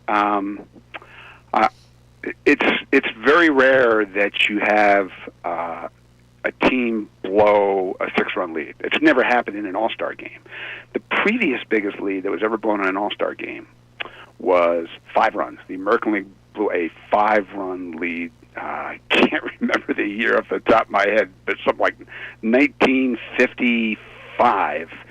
And you know how that game was decided? The National League won on a walk-off homer by Stan Musial in the 13th inning. If Yeah. If Stan Musial played today, he would have been in Maui by the 13th inning. See, that's what I mean. Like, well, since they say, this game could be decided by a swing off. Maybe you got like a guy like Cal Raleigh's in street clothes. Like, I don't understand it. At least hang around. He was.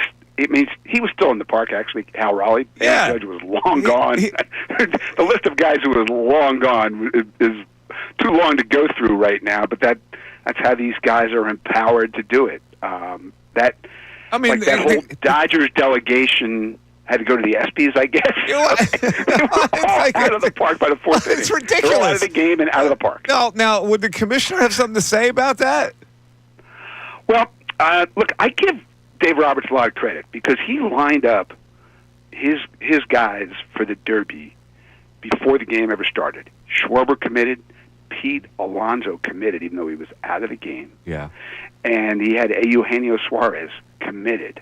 I felt like Aaron Boone just kind of made it up on the fly. Yeah. When you saw who was going to hit for the National League, you knew they were going to win because those guys were into it. And like it's just part of the world we live in. Yeah, how seriously you want to take I this guess stuff. they're going to the tropical islands. Let's talk about Schwarber. Now, what he did was pressure packed. There's no question. He had 3 home runs they could win, even though the last serve didn't come yet. I question, however, that you can name a guy who hits 3 home runs off a BP pitcher as the MVP of the All-Star game. Now, did you vote for Schwarber? No, I don't get a vote. You don't get a vote? But I don't know who votes for MVP of the All-Star game. All right. I have no idea. It is not me, I can tell you that. And, I mean, it is bizarre that a guy got 0 hits in the All-Star game was the MVP. Yeah, it is. But the legend of Kyle Schwarber grew on those 3 swings to such an extent that he just felt like the obvious choice. He just marched up there and won the All-Star game by himself. If you're going to decide it that way, then what the heck, Mike? I guess. I don't know. I'm taking a lot of flack because I suggested Alonso should have got the MVP, even though he didn't hit in that swing off. He hit a major home run during the game against a pitcher who was trying to get him out. He would have won. Yeah, I'm sure he would have won. All right, let's look at the Phillies at the All-Star break, Jason. They're in first place, and as I said before, you would never know it since we're mostly focused on what they aren't and what they don't have. So assess what they are right now and what they will need to do absolutely to be a World Series contender. Well, the All-Star game is always an interesting place for me to be. Get to talk to a lot of people there. One of them was Kyle Schwarber. I had a nice talk with him. He really thinks that they haven't even played that well, and they're in first place. And I went back and looked. I was going to do this in the stat of the week if we got to it. But when the Phillies are in first place at the break, they almost always win. Not like it happens every year around here, but they're actually in good position, despite what you might think. And other teams look at them as a team they don't want to play. I had a GM of one team say to me, "Hey, they're like," and this is a contending team, Mike, a very good team, and he said to me, "We want no parts of them. They're the one team we've played all year where when we finished, we said they have a better starting pitcher than us every single game. You don't feel like you're going to win." But he also said they've got to fix their bullpen. So I completely agree with that. And I ran into a guy in Atlanta who had talked to Dave Dombrowski. He told me his clear impression is that Dave is gearing up to do something big. What he'd like to do in the perfect world may not happen in the real world. It's a very weird market still. But he said Dave would give up a lot of chips if he could get that big back-end bullpen arm and a legit everyday outfielder. And, again, this is ideally, keep both of them beyond this year. Like, I think the perfect Dave Dombrowski trade is Byron Buxton and Johan Duran from the Twins, and then he'd have both of them for 3 pennant races. Now, look, I bet the Twins trade neither of them. I was told that if they sell which they haven't decided to do, it would just be, the word was strategic selling, and that probably means no selling. But just say for that package, would you give up Aiden Miller and Mick Abel and Eduardo Tait, the catcher who's in the Futures game, and somebody like an Arun Escobar who's got a lot of buzz going in Clearwater, maybe more? I could honestly see Dave doing that based on what I'm hearing. Yeah, and I would agree with that. So you didn't mention Painter. Are you talking about a big deal that would include him or not? Absolutely not. No, I think he is off the table, and Crawford is close to no way. Aiden Miller is close to no way. It has to be a monster deal for them to trade him. Okay. Let's get to our stat of the week. What is our stat of the week, Jason? Okay. I alluded to this earlier, but as you know, Mike, it doesn't happen every year that the Phillies are in first place at the break. So I thought it would be interesting to look at what's happened in the years when they have led the division at the break.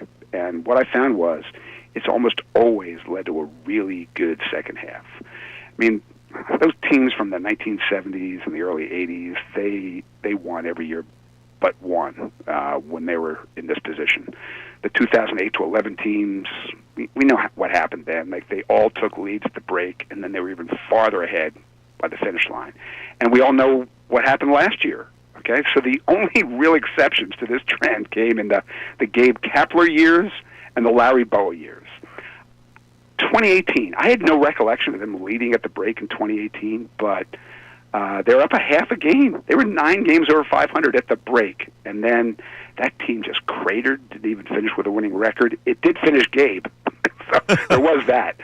And then there were 2 years that our man Boa had him in first at the break, 2001, 2004, but those were the years when the Braves were still the Braves, and the Braves then did what the Braves always did, and so those teams didn't win. But in general, if we start in 1976, this is the 16th time in 50 seasons, only 16, that the Phillies led their division at the break, won the division 12 times, almost always had a better second half than first half. So, Mike, is that what's about to happen here? What do you think, man? I have no idea. I got to be honest with you. They're under repair. Yeah, unless they make a deal, I can't even fathom what this team is going to be. But before I let you go, one last thing. Because there is this conversation since they drafted this Gage Wood. What I think is a ridiculous notion that he could possibly join the team at some time to be a high-leverage, back-end, 98-mile-an-hour type of relief pitcher. You've been around the game for a really long time. It's very rare that that's going to happen. Is it possible? It's very rare. I mean, I'll give you a name, Garrett Crochet. The exact same thing happened with him. Look, this is a really interesting pick, this kid. Texting with some rival scouting directors just this morning. And, look, they think he will be in the big leagues fast. Guys do not hit his fastball. His curveball is another dominating swing and miss pitch. And, go check out you can find highlights of his no-hitter in the College World Series anywhere you look online. One of the most dominating games ever pitched in the College World Series. Mike, 119 pitches, 8 balls put in play, 19 strikeouts.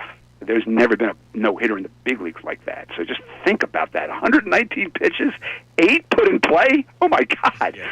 So we know he's going to get to the big leagues if he stays healthy faster than any pitcher the Phillies have drafted since Aaron Nola. Keith Law wrote on our site just the other day, if he were the Phillies, he'd make him a reliever. He'd get him to the big leagues as a reliever by September. Not necessarily to... Whoa! Not necessarily to pitch the 9th inning. That's a little strong. Yeah. But that's how good the stuff is. I don't think that's their plan. But it may be a possibility. He's the stuff profiles that way. People like him as a starter. They do, but it's 2 unhittable swing and miss pitches, and very big league ready. His what has set him back and what dropped him that far in the draft has just been health. But if he's healthy in September and pitching like this, would you think about it? Come on, Mike. Oh, my. Poor Joe Ross. No. Yes, I don't think Joe Ross is going to be a major figure here. No, he's not. I guess I'd take Gage Wood over Joe Ross. Jason, interesting stuff. Thank you very much. We appreciate it. We'll talk to you next week. Look forward to it, man. There Thanks. he is, the great Jason Stark, checking in with our weekly visit. Well, how about that, Ray? Oh, boy. Dave Dombrowski gearing up to make a big deal, and Gage Wood, possibly we could see him in September? I still can't believe it. Wood in the 8th inning, Duran in the 9th. Start to believe it, folks. It's happening in Philly. The pennant run is on. That means we're going to add 3 players. 610-632-0975. We're back after this. Philly fans, you are the best.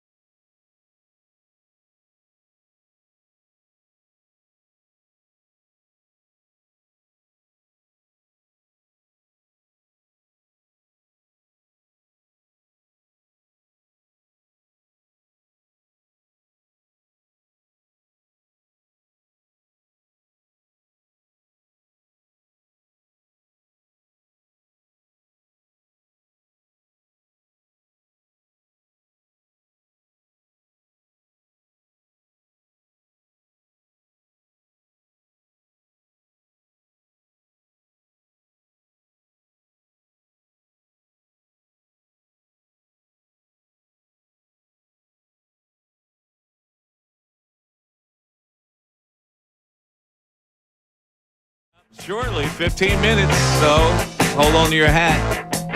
Got some interesting stuff in the news at noon. And also some interesting texts that have been coming in on a lot of things, including Ish.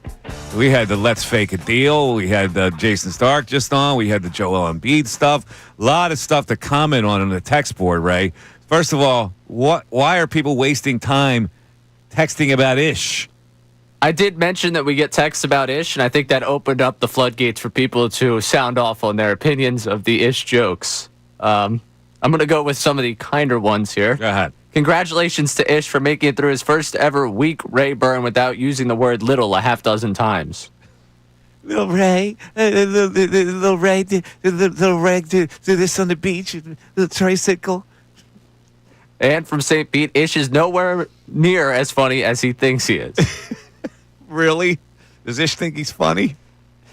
JL from Philly. Ish has a 4-year-old writing his jokes. I often turn down the volume when I hear Ish say, "Is Ray there?"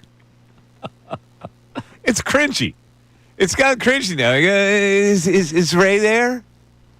Ish calls in like he's broadcasting live from under his blanket, mumbles nothing for 5 minutes, and then tries to clown Ray with jokes so flat they make his voice sound loud by comparison. He's become a character on the show, though. People have opinions. People have opinions about Ish. I don't believe it. What else do we have that's of substance? During the start call, we got a text here. I would love to see the swing off in extra innings instead of the ghost runner, except I would tweak it a little. Teams must use pitchers to hit. How fun would that be? That would be fun. It wouldn't be fun. That'd be clown. Really, it would be clown. I don't know. The teams have 3 home run hitters that they can rely on all the time. Like, who would be the third? Who would you select as the third? Would you select Harper, Schwarber? Who else would you go with? Would you go with Bohm? Bohm did well in the home run derby. He did. Would you go Bohm probably or Castellanos? I say Bohm. You know that swing that you never use? Yeah. Use it here. Yeah, because he used it in the home run derby. Yeah, he's 6'5". He's got leverage. Left field short out there. Yeah, he'd be the third guy. So how many teams do you think that would have the advantage over the Phillies? Dodgers? Yes. Mets? Would the Mets have the advantage? Alonso's won 1 million derbies because it's all he cares about in his life. Who else? Vientos? Soto? Wow. Lindor? Lindor, I mean, he hits home runs off Phillies pitching like it's BP anyways. Yeah. So who else in the league? Pete Crow Armstrong, Kyle Tucker. Cubs probably get you too. Oh, yeah. You know what? I'm against this rule. Yeah, the Cubs have power. Cubs hitting a lot of home runs this year. What is the problem people have with the ghost runner? I think it's fantastic. It puts pressure on the pitcher. It puts pressure on the hitter to move the runner. There should be a bunt every single time there's a guy at second base, unless you're an RBI guy up. People don't use the bunt enough. I'd rather have a guy on third with 1 out than try to drive that guy in. There's so many ways you can score with a runner on third, 1 out. The infield's got to come in. The outfield's got to come in. A fly ball wins the game. A ground ball that's not right at a guy wins the game. To me, that's such an advantage. I don't necessarily have a problem with the ghost runner itself. I would love to see it implemented later on.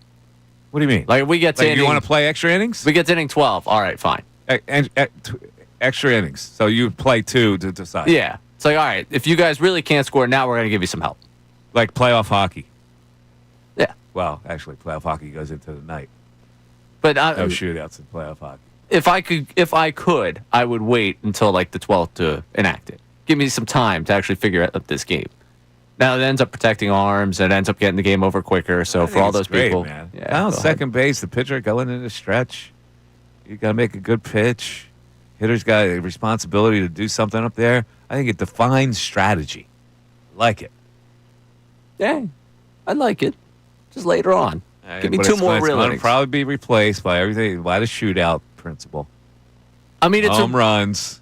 So what if instead we go 12 innings? Those first 3 are with the ghost runner. We don't have a decision by 12 innings. Then we go to the swing off. They don't want to go 12 innings. They don't want to waste their pitching staff for 12 innings. So if they do it, they would do it right away, just like they do the ghost runner. Although you have to still use your pitcher if the game is not decided. Yeah, all right. I get what is the average inning length for a ghost runner? Like, not it probably would be around 12, wouldn't it? Like how many Ghost Runner games end before 2 extra innings? We know that? I would say that a lot of them do. A lot of them end in the 10th? 11th? Yeah, I would say, I mean... The average has to be 10 or 11? I would think it would be more 11 than this is the AI overview of my Google search here, so take it for what it's worth. Extra inning games typically average between 10.3 and 11.3, so all right, somewhere between 10 to 11. 10 to 11. Miscellaneous. Oh, do we have this? So you would play 2 innings before you would go to the shootout? I would absolutely 2 innings. Yes. Okay. Yeah. If I get through 11 innings, we don't have a victor at this point. All right, fine. Let's swing it out, boys. Those innings would be the Joe Ross innings, since you've already exhausted your good relievers. The 11 and 12 will have to be Joe Ross. Joe Ross going to be here by August? I don't think so. There's a couple guys that have a chance to be released after the Phillies make some moves, and that would include bringing up Crawford from the minor leagues. All right, 610-632-0975. We'll get back to this Embiid talk in the 12 o'clock hour and more Eagle talk with the defense and what you think this defense is going to be this year. But coming up, the news at noon in 9 minutes. Don't go anywhere. Fanatic Sports Update. Still at the break. I'm Ray Dunn with this Fanatic Sports Update. Last night, the sole team in action in town was the Union. Snuck past CF Montreal 2-1 to keep a hold at the top of the table in Major League Soccer. They're back in action on Saturday at 8:30 against Houston Dynamo in Texas. Summer Sixers beat the Mavericks 90-82 behind 22 points, 13 rebounds from Janai Broom. BJ Edgecombe, Justin Edwards, and Adembona all set out in the win. 76ers back in action Friday at 6 against the Brooklyn Nets. One more day until the Phillies return to action. They host the Angels for a 3-game set starting Friday night at 6:45. Jesus Luzardo is expected to get the ball to open up the second half. Hall of Famer Jason Stark joined us earlier in this 11 o'clock hour, breaking down some of the things going on with the All-Star game and where this Phillies team might go at the deadline into the second half. You can listen to that conversation one more time on our website, 975thefanatic.com. And we're less than a week away from the Eagles opening up training camp. 2024 Eagles were honored last night as the year's best team at the ESPYs. This update is brought to you by the New Jersey Division of Highway Traffic Safety. Speed limits save lives. Speeding puts everyone at risk, and officers are out there to enforce the law and ensure your safety. Take personal responsibility. Slow down and drive safely, New Jersey. I'm Ray Dunn, home of the Sixers, Flyers, and Union. 97.5 The Fanatic and 97.5thefanatic.com.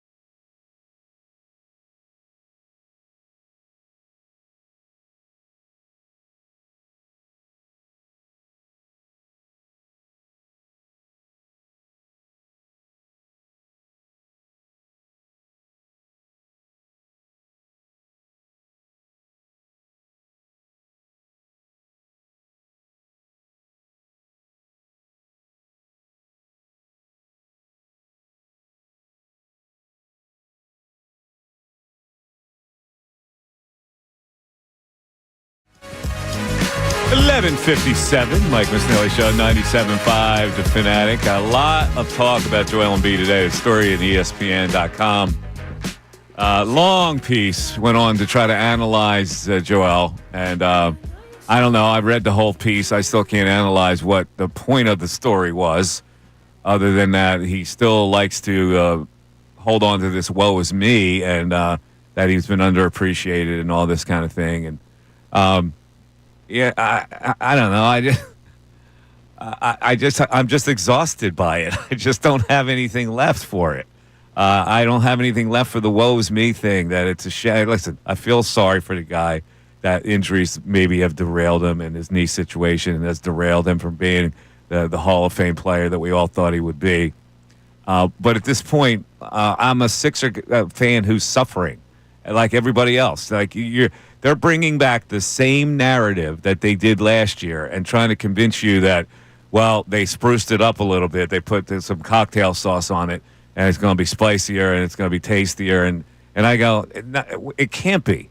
But not when you have the same two guys that are supposed to be the dominant players on the team that aren't going to play a lot of games. What changes from last year?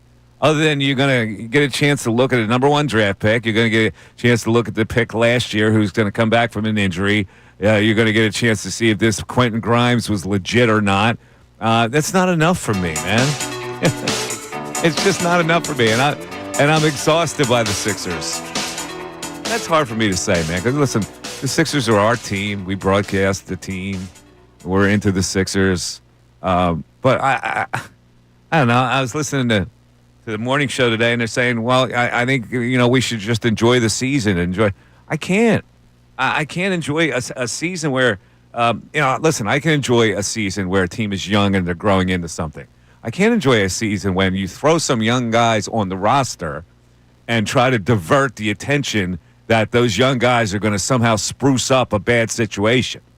That's what I'm not going to be conned into that. So that's where we are with that. In any event, it's the Mike Missanelli Show, and you're listening to it on 97.5 The Fanatic, WPEN HD1, Burlington, Philadelphia, Beasley Media Group Station, broadcasting live from the Comcast Business Studio, powering possibilities. It is that time again, ladies and gentlemen. It is lunchtime, which means it is time for the news at noon. There's a whole lot going on in this world.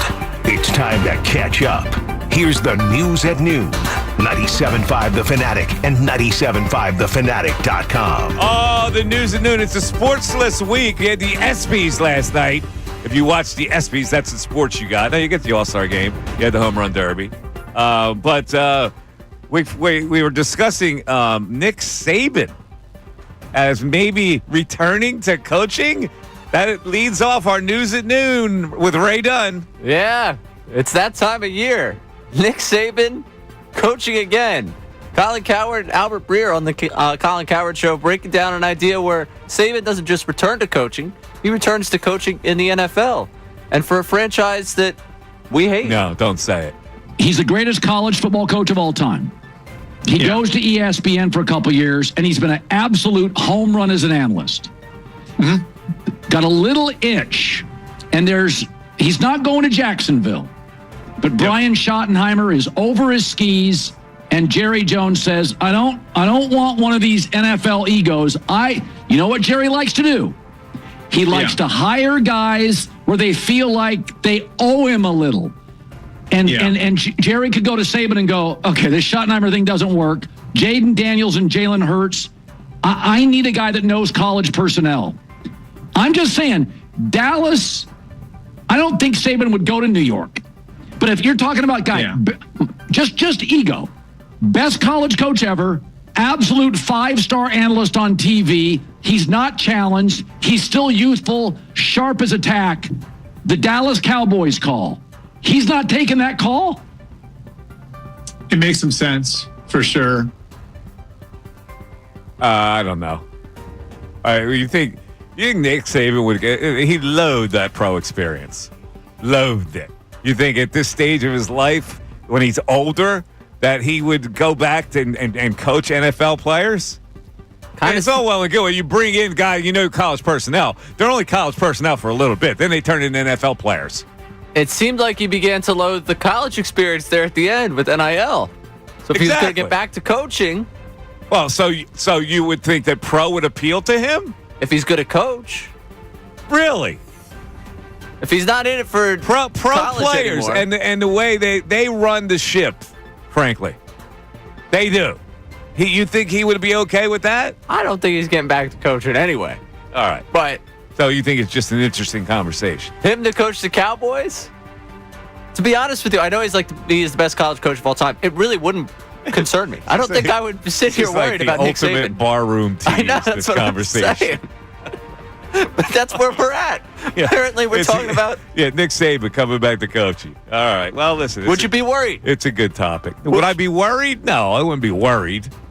I get worried about like a coach is going to like if my coaching staff is good enough, my players are good enough, I draft well enough. What do I care about Nick Saban coaching somewhere else? Well, they're supposed to be a threat to me. The Cowboys. I'm not saying anywhere else. No, if he ends up with the Jaguars, I'm not worried. I don't care. I wouldn't care if he was the coach there. Yeah, I don't think I would either. Maybe it shows how we feel about the Cowboys organization. Yeah, they're irrelevant to me. All right, Mad Dog. No. Yes. You gonna do this to me again today? He's back from vacation. A vacation that was very trying. Where was he on vacation? He was trying to go over to Europe and do a little father-son golfing trip. I believe Dornoch was. Where was Dornoch? Okay. Yeah, headed to Switzerland. All right. This is only a minute of what I believe went on for 10 of him ranting about the experience he had trying to fly over there. Have no seats for the next flight next day, so 5 of them kids had to go through Dublin to Edinburgh and then take the 3.5-hour drive up to Dornoch. 2 people said, I'm not doing that because I want to be in first class. They had to wait 2 days to get the Dornoch, and then there's 2 days of a freaking golf tournament. And of course, it's JetBlue. You got to rearrange your ticket because it's a different ticket now.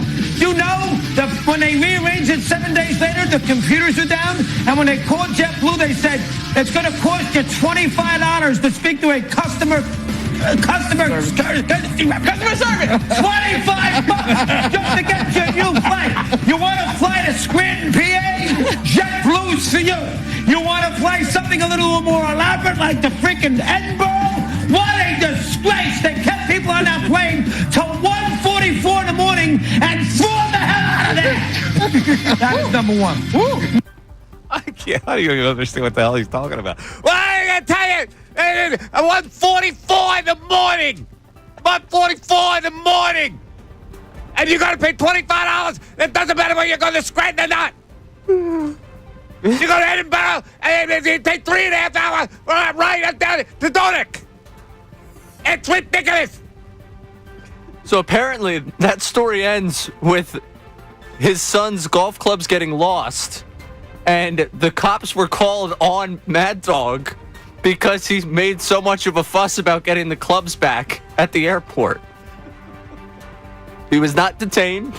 He is back in America on first take. And I'm going to tell you something else. These people, they bring their bags and they try to stuff them in the overhead compartment. And they're too big. They're too big. You can tell they're too big. They don't go in there. And not only that, but you sit down and the person in front of you always wants to put the seat back and it smashes your knees. And the one person always, a lady, God bless her, she was overweight. I don't know what else to say about it, but all of a sudden she farted. All right. All right. Last one for you here. What else you got? We hadn't had Mad Dog in here. I feel like I went on a Mad Dog hiatus. I saw that he had airport troubles, and I had to. Last one here. Gilbert Arenas, back at the beginning of the postseason, said the Oklahoma City Thunder had a 0% chance to reach the NBA Finals. Whoa. What percent chance do you give the Thunder to reach the NBA Finals? I give them 0. I think that, I'm about to say, yeah. 0? To reach the final? Yeah. The finals, right? Brother, they already showed you. If they don't blow that whistle for him on his fouls, it affects them really bad. So he said that they had a 0% chance. Isaiah Hartenstein went on the podcast with him this week. He did not forget. I mean, before we keep going, hey, Gil, you said 0%? Huh? You said 0%? Yeah, I did, but the context is I'm a Laker fan, and it was the beginning. So if we're gonna win it, then you guys have a 0% percent chance of winning. I mean, I think that might have been like one of your worst takes. The way his voice drops in his defense of himself in the take is so great. What, Gilbert? Gilbert. Yeah, he got smacked around. Yeah. With that premise. How Yeah, do you got at that point you got to give it up. How do you not, though, realize that that's going to happen to you when you have him on the podcast? It almost seemed like he was defenseless there for a moment. He had no idea if this was coming up. I don't want to. I'm listening to Gilbert Arenas. Well, Gilbert Arenas got to tell me about Oklahoma City Thunder. Crying out loud. All right, that's news at noon for today. 610-632-0975. I didn't expect you to roll Mad Dog at me today. No, I didn't expect it either. But when I see a 5-minute clip of Mad Dog yelling about travel, you know I'm going to play. Customer service agent got $25. $25 to talk to a service agent? I don't know. I never heard of that. But he got scammed. Maybe. He got scammed. Maybe it's possible. Mike Missanelli Show continues after this. And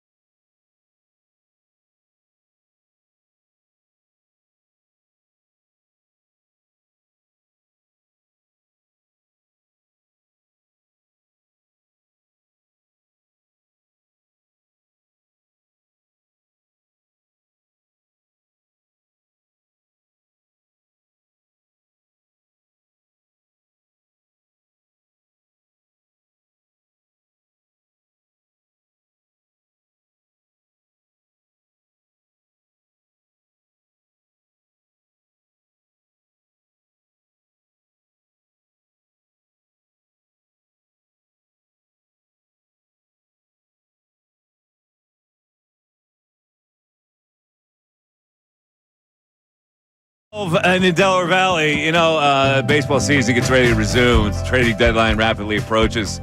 We've been taking a look at the Phil's upcoming schedule, and there are perspectives for the rest of this season. Jason Stark, who we had on at 11:25, suggested that, he was talking to some people who suggest that Dave Dombrowski is posturing to make a big deal, not just a marginal deal, a big deal that could change the fortunes of this team. So we'll just have to continue paying attention. We also have talked a little bit about the Eagles, the prospects on defense this year. We talked about the offense already this week. Can Vic Fangio pull this defense together, having to rely on some young players to fill in and grow into important NFL players? I believe he can.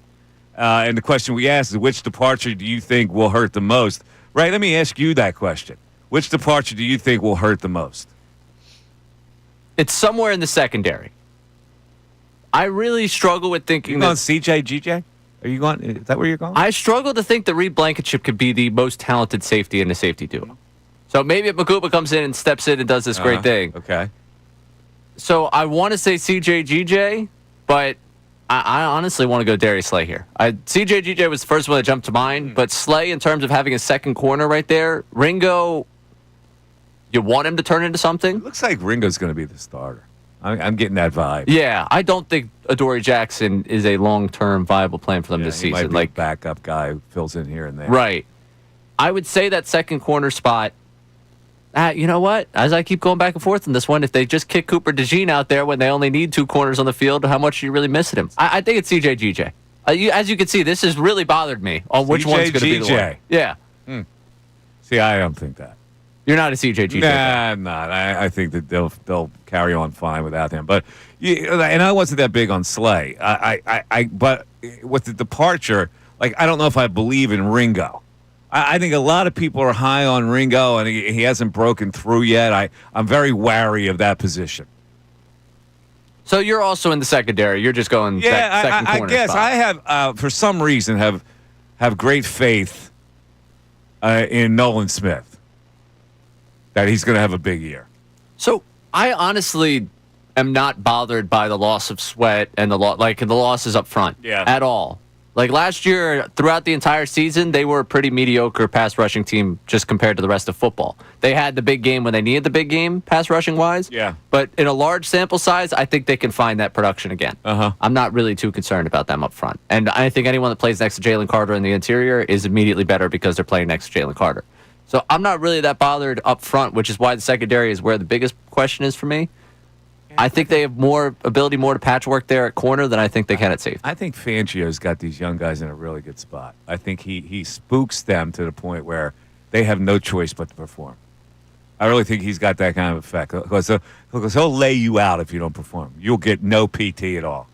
It's incredible the number of guys on this team that Fangio either was the coordinator after what seemed like a Desai-Patricia disaster or the first coordinator that they had, and the way there's just the buy-in for him. The comparison of Bryce Huff has seen other coordinators do it. CJ GJ's seen other coordinators do it. Guys that are no longer here for one reason or whatever, the young guys, I think Fangio probably fits more of what they expect from a coach, whether it be coming from Georgia or coming from one of those programs. And they just kind of buy to it versus the veteran coming in and trying to be a part of Fangio. And here's the threat. When he gets sour on you, you're done. So the solution is don't let him get sour on you. I think that's a really good tool. One of very few, I feel of those coaches left. Yes. Doesn't feel like the modern coaching. So a bigger story that we're talking about today is this piece that was on Joel Embiid. I hope everybody gets a chance to read it. Because then we can generate better conversation. And what your general feeling was that I take little tidbits of this story, and I see the behind-the-scenes thing paints a picture of Joel who did not trust the organization and doesn't trust very few people. So there were two people that were involved. They hired this guy named Martin from the Australia Sports Institute to be a kind of a mentor to Embiid, and they hired this woman Kim Gaspari as kind of a personal trainer. And so the story, I'll just read this paragraph. A pattern had emerged. Those loyal to Embiid and invested in his future became an organization within the 76ers organization. Embiid's allies saw him as wounded and gifted and alone and in need of reinforcing. Martin, who's this guy from Australia, trying to understand how to work with Embiid and explain his behavior, started reading in depth about working with gifted children. They flattered his proclivities and to get the most out of him, if not always the best. This Gaspari says, I probably should have been just like, get your ass up off the table and get on the floor, but I didn't do that because he would have maybe gotten off the table and walked into the locker room and done nothing, so I couldn't risk that. Now I go, okay, this woe is me thing, like little tidbits like this are throughout the story about how he didn't want to do this or he didn't want to do that because he didn't trust this or he didn't trust that. And I go, it's no longer woe is me for you. You created the whole situation, or you created a lot of your own situation. And now it's too late. Maybe I'm wrong. You read the story. I got the general impression on this story that it's more woe is me, more it's everyone else is to blame and not me, than I got anything else out of the story. I think part of what I got out of this story is the extremes in which both Embiid and this organization have existed. Like the rookie year conversation in here where he's clearly struggling and he's not healing, not sleeping, playing video games, his weight's ballooned. Yeah. It seems like he's like never going to play for this team, just the way it's going. The extreme of the organization where it seemed like nobody at that point believed it was going to work with him, to the organization flipping all the way to, if you are pro Embiid, you are our guy. Like, there was never a middle ground of like, we have to help this guy, but we have to keep this guy disciplined at the same time. It was either we're pushing him to the side, he's really not as hurt as he's saying, he's lazy, we're not going to help him out a ton, to whatever Embiid wants, Embiid needs, and that's the way we're going to operate. Both of the, like that extreme, it seemed like that flipped between this organization, never allowed there to be the middle ground, probably where they should have had. And I think that structure that could have been in place here, and now we're talking, shoulda, coulda, woulda, that I think would have helped uplift him quicker, would have probably helped him in terms of the discipline that he needed to tap into. It's hard to say that for a guy that ended up as an MVP, but to really finally see the full team potential here. I go, okay, the origin, maybe there was a lot of mistrust and all that stuff, but then you become a grown man. And then you accomplish things in basketball that make you an adult and a star. And like, I mean, to carry the same burdens and just make excuses for the burdens that had happened earlier, it's like, I've had enough.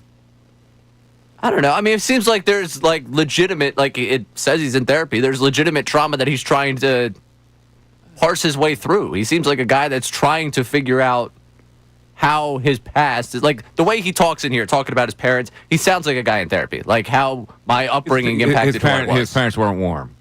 But like he's talking, again, about like things from his past and how it might have shaped him. In this story kind of seems like a guy trying to figure out what led me to where I'm at right now. Yeah. That's what I got from a lot of this. Like, oh, I had this experience and it brought me here. I get it. I just, the bottom line is now, I mean, we all have to process what they are now. It's pretty evident we've seen the best of him. We've seen the best of what this team can be. And now we're in a cycle where it's like, what are they?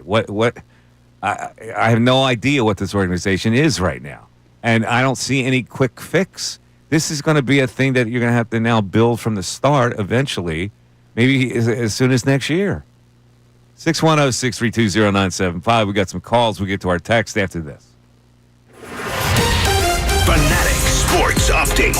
Still at the break. I'm Ray Dunn with this Fanatic Sports Update. It's brought to you by Bradford White Water Heaters. We need a new water heater. Choose one that's built to be the best. Choose Bradford White. Last night, the sole team in action in town was the Union. Snuck past CF Montreal 2-1 to keep holding top of the table in the MLS. They'll be back in action on Saturday at 8:30 against the Houston Dynamo in Texas. Summer Sixers beat the Mavericks 90-82 behind 22 points, 13 rebounds from Janai Broom. BJ Edgecombe, Justin Edwards, and Adem Bona all sat out in the win. The 76ers are back in action Friday at 6 against the Brooklyn Nets. One more day until the Phillies return to action. They host the Angels for a 3-game set starting Friday night at 6:45. Jesus Luzardo is expected to get the ball to open up the second half. The Hall of Famer Jason Stark joined us in on the 11 o'clock hour, talked about Dave Dombrowski's plans for the trade deadline. The Phillies looking towards the second half and all the fun at the All-Star game. You can listen to that one more time on our website, 975thefanatic.com. We're less than a week away from the Eagles opening up training camp. 2024 Eagles last night were honored as the best team at the ESPY.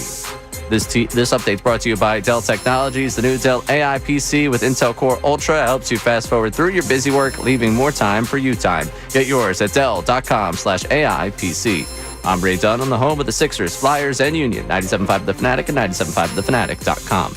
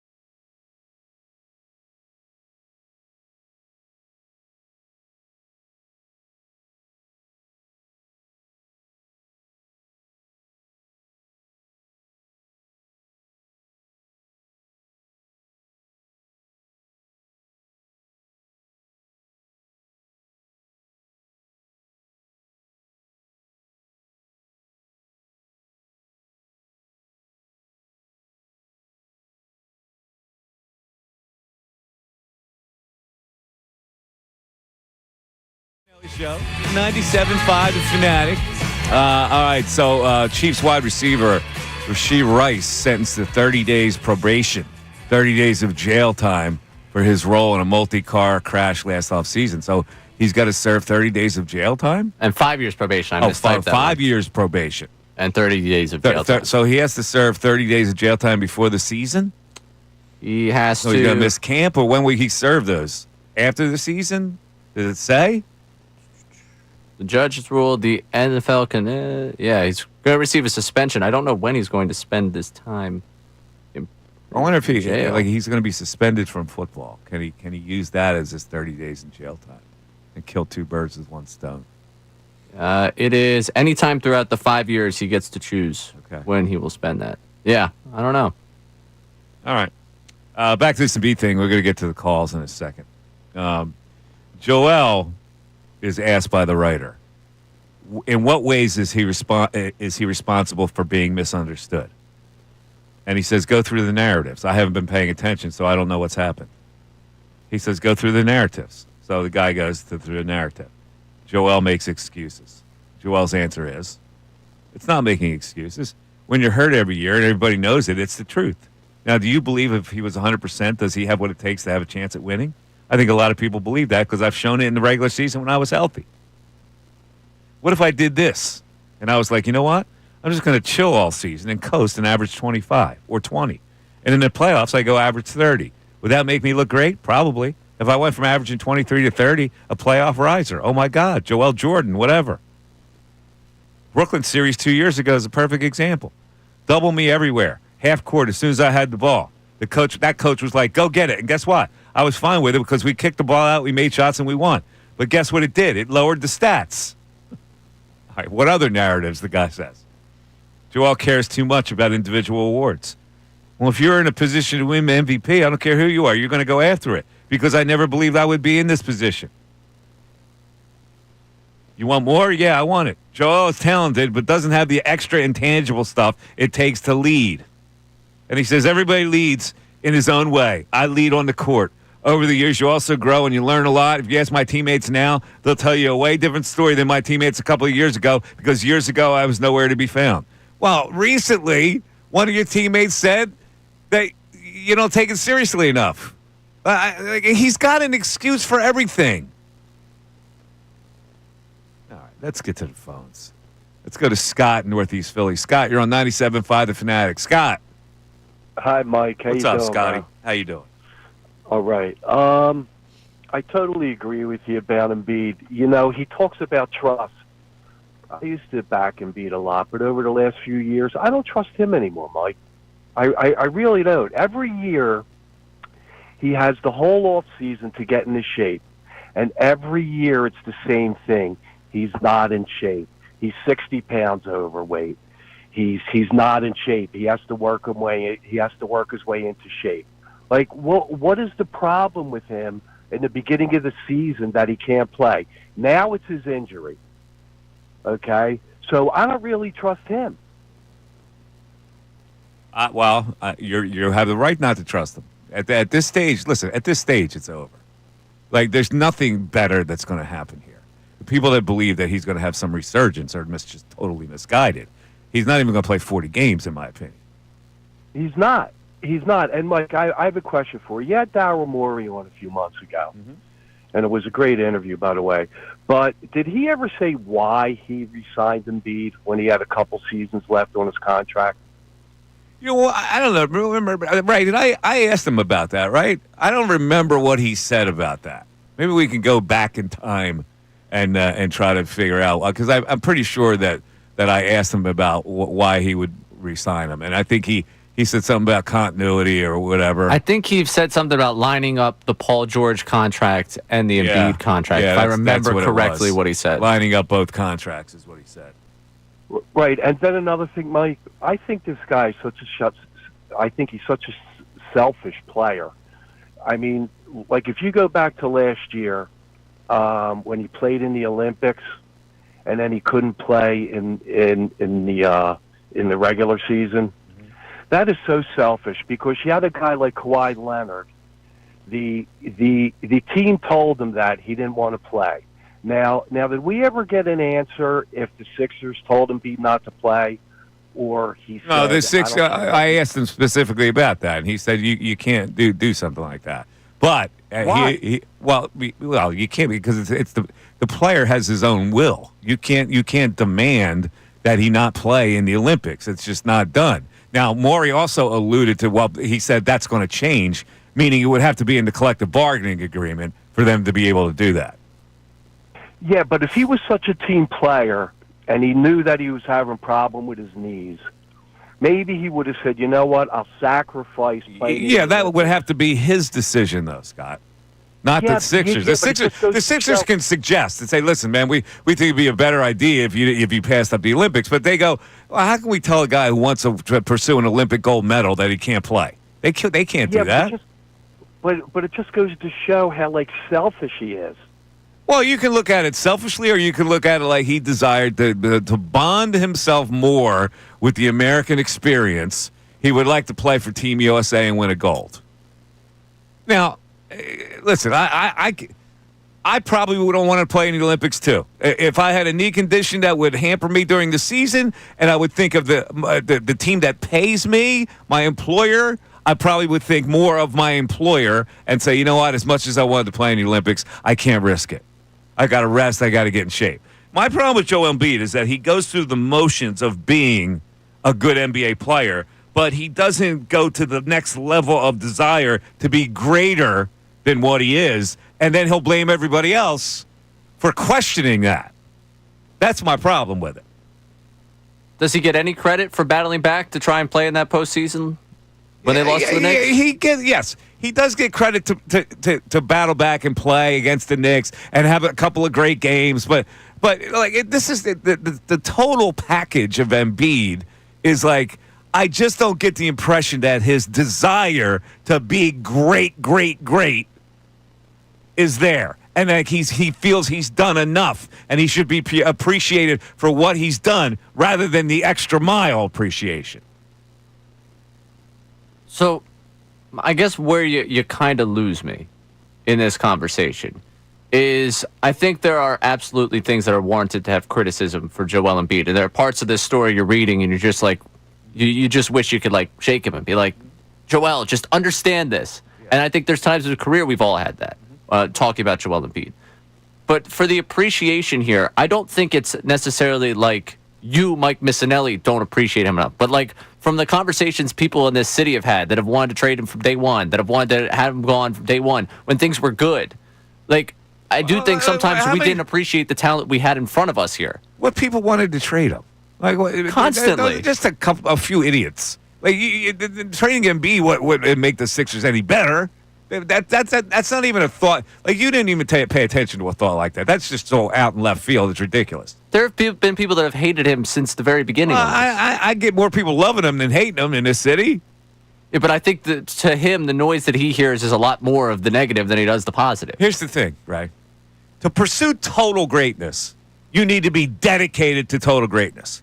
I don't believe that he has been in all his years here. I think he's done a little bit to pursue greatness. I don't think he's done enough to pursue greatness. It's just hard for me to believe that he gets to the level in which he can play the game of basketball. Okay, but to stay at that level, you have to make sacrifices. You have to train extra hard. I don't believe that he's done that. I just hard for me to believe a guy rolls out of bed and averages more points than minutes played per game. Okay, roll out of bed in better shape and average more points per game and lead your team past the second round. That's all I'm saying. Rolling out of bed and doing what he does, that's fine. Go to another level. You have the potential to go to another level if you only did X, Y, and Z. And some of the times they've come up short. There have been absolute, bullseye, Joel Embiid, you need to do this for this team to get further. To say it's just been Joel Embiid in this era, though, I think discounts a lot of what's happened in this era. They haven't won, right? That's the main evidence is that that's a guy that should lead you past the second round. And with the chance to do that in a couple of games, he wasn't able to do that. Why not? I don't know. He was hurt. Why was he hurt? Well, maybe he was hurt all these years. Maybe the knee condition was exacerbated by the fact that he never really was in tip-top shape. And that's been revealed. 610-632-0975. I'll take a break. We'll continue this. It's the Mike Missanelli Show. Go back to the text board. And we got some calls on hold. We'll get to you after this. Hey, everybody, it's Bill Colarulo, and coming.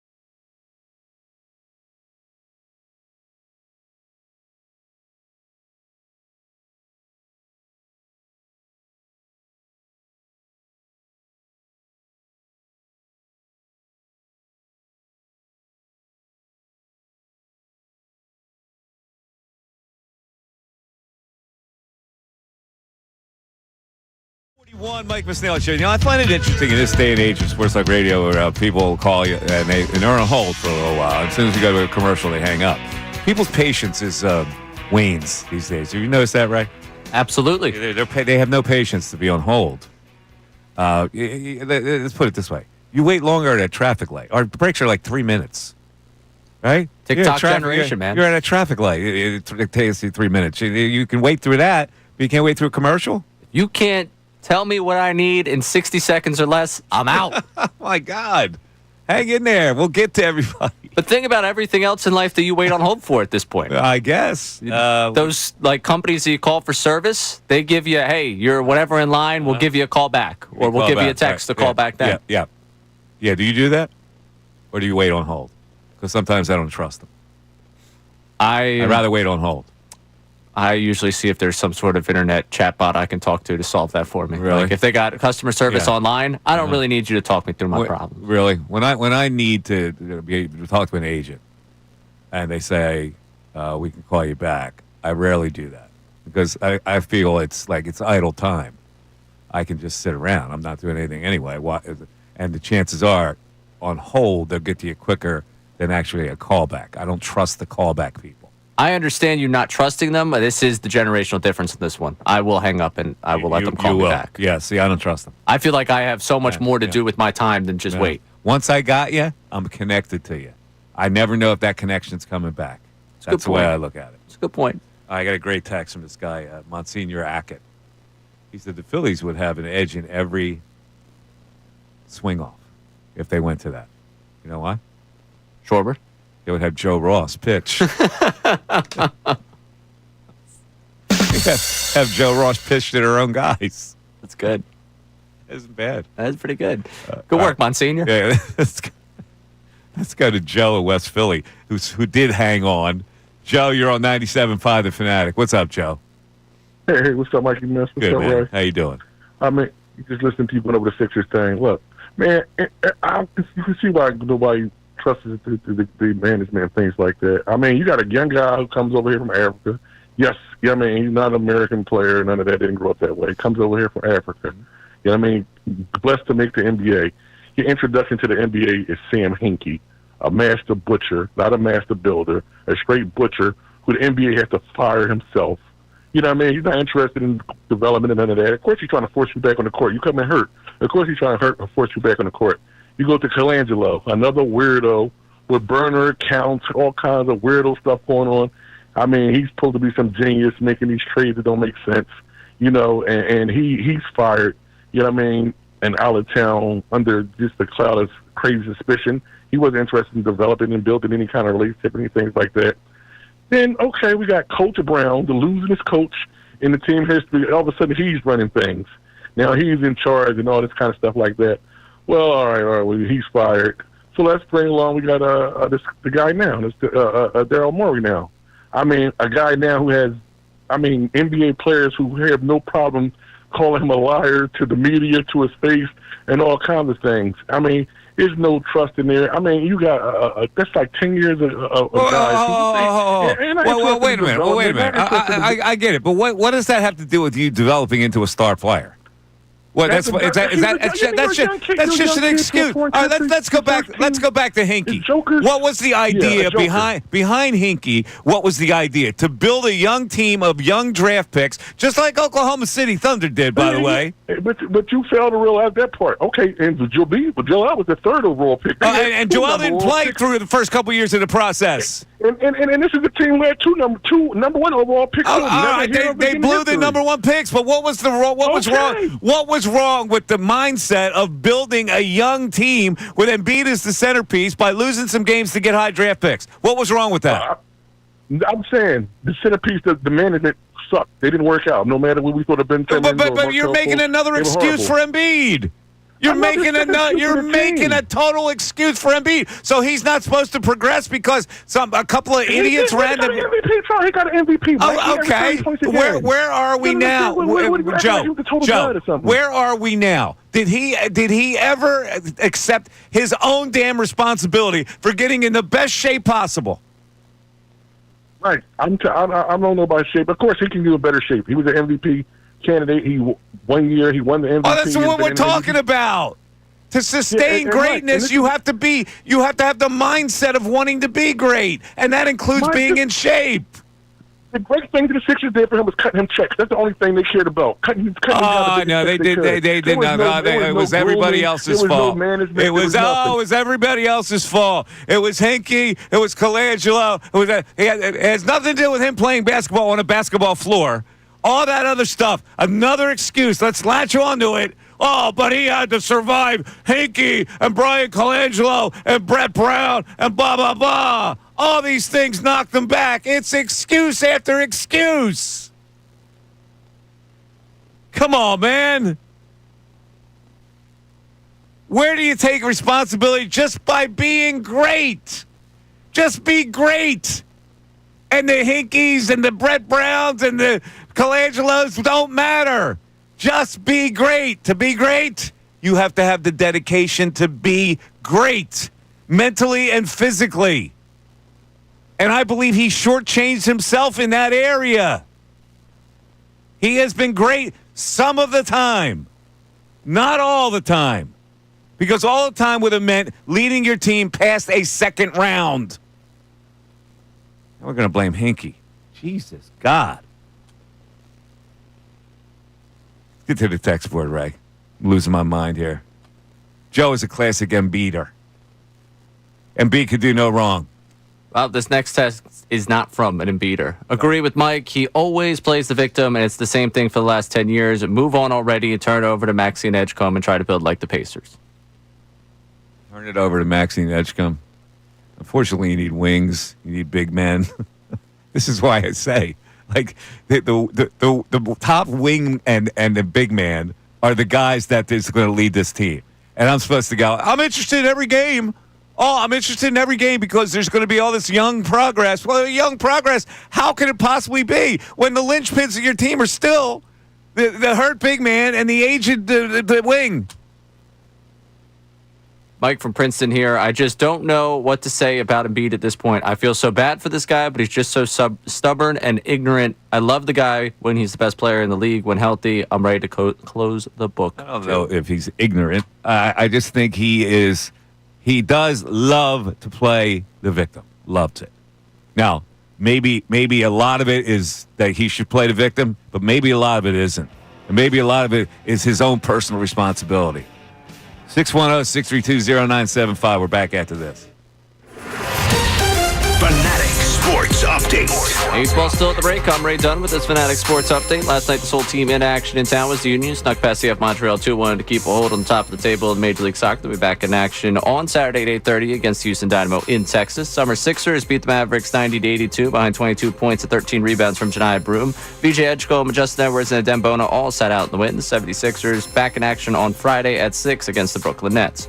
One more day until the Phillies return to action. They host the Angels for a 3-game set starting Friday night at 6:45. Jesus Luzardo is expected to get the ball to open up the second half. Hall of Famer Jason Stark joined us in the 11 o'clock hour to talk about Dave Dombrowski's deadline plans, about what the Phillies look like in the second half, and some of the fun from the All-Star game. You can listen to that conversation one more time on our website, 975thefanatic.com. And we're less than a week away from the Eagles opening up training camp. The 2024 Eagles were honored last night as the year's best team at the ESPYs. This update is brought to you by Mercedes-Benz. The Mercedes-Benz Dream Days are back with offers on vehicles like the 2025 E-Class, CLE Coupe, C-Class, and EQE sedan. Hurry in now through July 31st. Learn more at mbusa.com/dream. I'm Ray Dunn, the home of the Sixers, Flyers, and Union. 97.5 The Fanatic and 97.5thefanatic.com.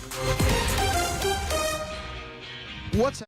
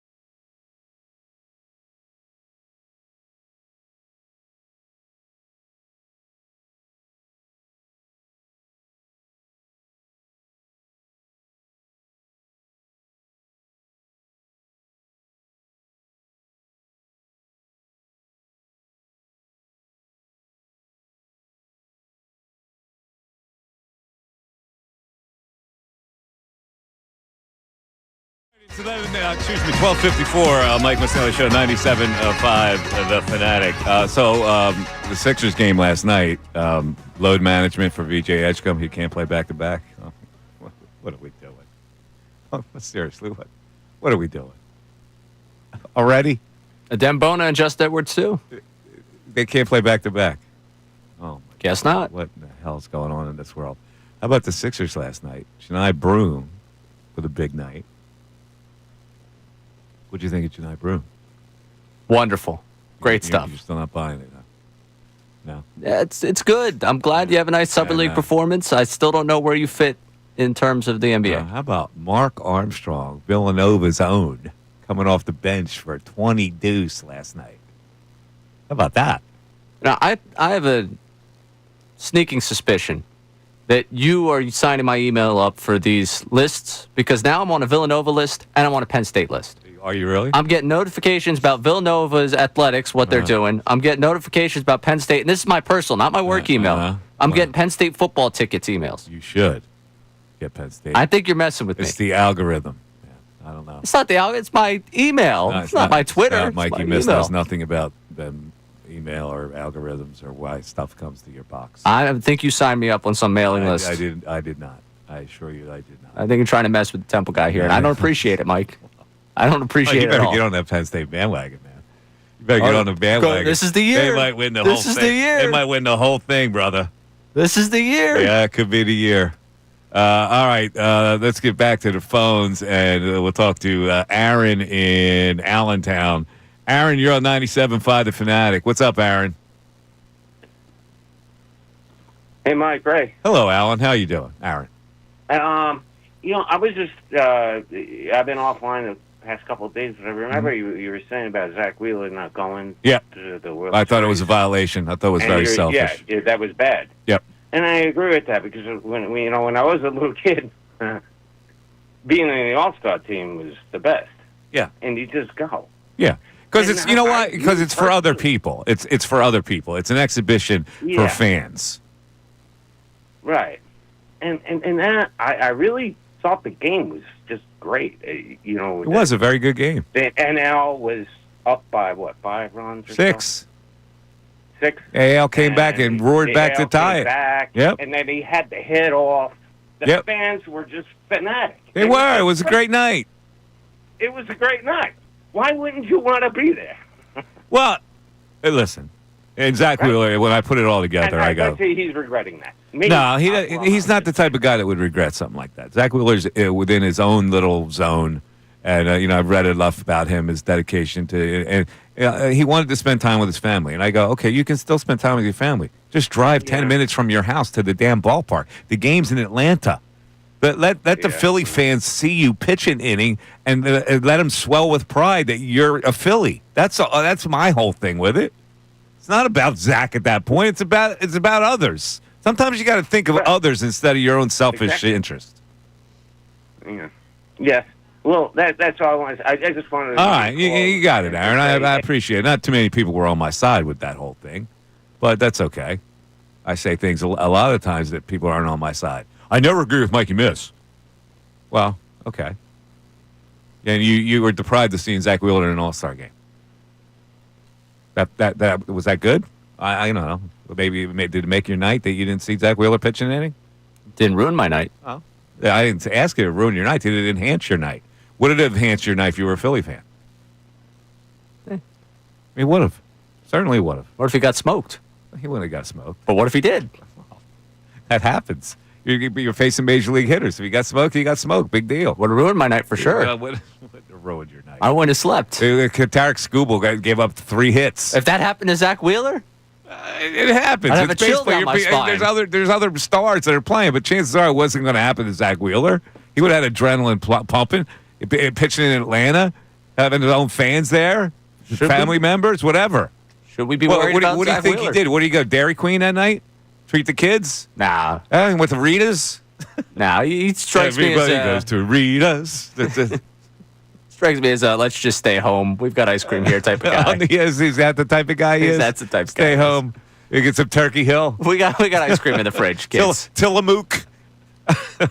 It's 1 o'clock. It's the Mike Missanelli Show at 97.5, The Fanatic, and you're listening to WPEN HD1, Burlington, Philadelphia, a Beasley Media Group station broadcasting live from the Comcast Business Studio, powering possibilities. All right, let's get back to the phones here as we start the 1 o'clock hour, and we're going to talk to Damon in West Philly. Damon, you're on 97.5, The Fanatic. What's up, Dame? What's up, Mikey Miss? How y'all doing? Good. How you doing? Good, brother. Ray Dunn, get on the board. Broom's the real deal. He reminds me of Julius Randle. I'm going to leave it at that. He's the real deal. Mike, I read the article in its entirety. Actually, I just finished it like a half an hour ago. What'd you think? Solid article. I thought it was a solid article. And I'm going to just touch on a couple of things that I need to change the narrative of this. Okay. One, he talked about when his brother died. I remember that when he got drafted. Yeah. And that's traumatic. And I get that. I've fortunately experienced, not the exact thing, but I get that. And he says it traumatizes him when people call. He doesn't pick up the phone. That's that. He talked about how he wasn't taking care of his body when he first started. He said, I started playing ball at 16. So I had to really grow up. I'm paraphrasing, grow up fast as far as learning the game, but he acknowledged that he wasn't eating right and wasn't sleeping right. Moving forward, please, Mike, you're a great journalist. You've been for years. The narrative has to stop with this him not being in shape. He has been in shape. Markelle Fultz hitting him in the face had nothing to do with him not being in shape. Siakam hitting him in the face had nothing to do with him not being in shape. And Kuminga falling on his leg. When people say that, that's yesteryear. That's how he won MVP, because he was in shape. Matter of fact, he talked about Damon, let's be real here, okay? Yeah, does he ever look svelte to you? Yes. Where? Mike, let's look at last year. After the Olympics, when he came to camp, was he svelte? Mike, he wasn't, because they rushed him back. But I'm going to ask you a question. Where did they rush him back? He played in the Olympics. He played in the Olympics. Did he not have a responsibility to get ready for the season? Yes, he did, and he wasn't ready. And this article, let me say this to the people. This interview was done before this recent surgery. So when he says I'm not rushing back, he's saying I'm going to take my time. That doesn't mean he's not going to be ready for the start of this season. Let me ask you this. Do you actually think that he's going to be ready for the season? Do you actually think he's going to be ready to play a full season? Where do you get that? I'm going to give it to you, because why? If you read the article, he talks about how he's just starting to take therapy. He's human, man. And for people to sit up here, and first of all, I'm going to give y'all another one. You know who held the Sixers back? That daggone Ben Simmons, because those two were supposed to be the tandem. And that guy ran away from us. It's always somebody holding them back. It's always somebody else's fault, Damon. You're making my point. Playoffs, we'll talk, Mike. All right. When they're in the playoffs this year, we'll talk. And I guarantee you they're going to be in the playoffs. They're going to be the 7th or 8th seed. Nah, dude, top 5. Top 5, and Embiid's going to be back strong. I'm guaranteeing it. Sixers. I tell you what, I'm going to sell you some land. It's in the. Hey, listen. Y'all can't keep saying he's not in shape. $1 a square foot. It's in the swamp, but I'll sell it to you for $1 a square foot. All right, man. Come on, man. Come on. This pie in the sky stuff. It's going to be wonderful. He's going to come back in great shape. He's going to show everybody. It's over. It's over. You get 40 games out of him. That's more than I even expect. He's not going to be ready to start the season. Neither's the other guy.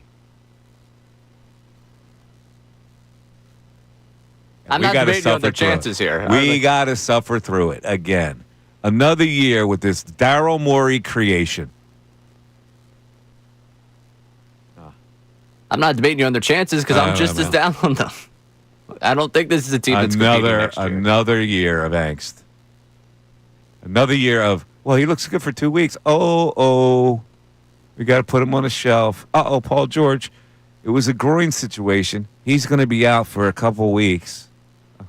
I'm not done. You're going to do this to this fan base again? Again. Let's go to Phil in Montgomery County. Phil, you're on 97.5 The Fanatic. Phil. Hey, what's going on? First time calling. What's up, Phil?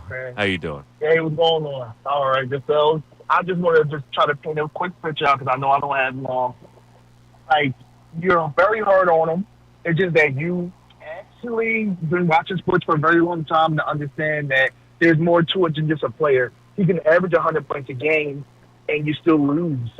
You get what I'm saying? And again, Jay didn't draft the right people or even build the right people around him. Yeah, he did come in overweight sometimes or didn't take it important. I'm not saying his entire tenure was solely on him, but management has to matter at a point in basketball. We just saw The Last Dance a few years ago, and that management put the perfect pieces around their players. There was a point where they couldn't identify if Ben Simmons was the best player or Joel Embiid was the best player, and they weren't even totally like a good fit. It's just that he was the best player to take with that first pick, and you had to take it. Let me ask you a question. What did management have to do with him bailing out a game in Boston in that series? What happened in the last game of the Knicks series? What are you talking about? What does management have to do with him bailing out in certain playoff games? Again, you can credit. I'm asking you a question. What did management have to do with that? Who was it? Was it management who lost that game, or was it the player who didn't show up? I mean, if you're 60%, how much can you give? And even okay, so he had an excuse for not giving, even though he had 50 in one game. Yeah, but even Kobe Bryant decided not to shoot in the playoff game just to prove a point that he has no help. But everyone wants to glorify what Kobe is to the game of basketball. Come on, again, man. I'm not dismissing Come on, Phil. who Joel Embiid did. I'm just saying, like, bro, we have to have an honest conversation in each timeline, each era. Like, you take away the Phil, let me ask you this question. Aren't you tired of this whole Embiid narrative now? Aren't you tired of it? Look, I'm tired of losing. I'm a diehard Sixers fan. All right, okay, if you're a diehard Sixers fan, aren't you tired of what the season is going to be for you? Oh, yes. Don't think so. It hurt my feelings to see Indiana in the finals. You don't think that, like, I cried each game? What do you think? What do you think good is going to happen this year? Oh, I don't know. I don't think so. I just feel like the contracts are so bad. You gotta try to run it back one more season and then break it up. Okay. All right. That's fair.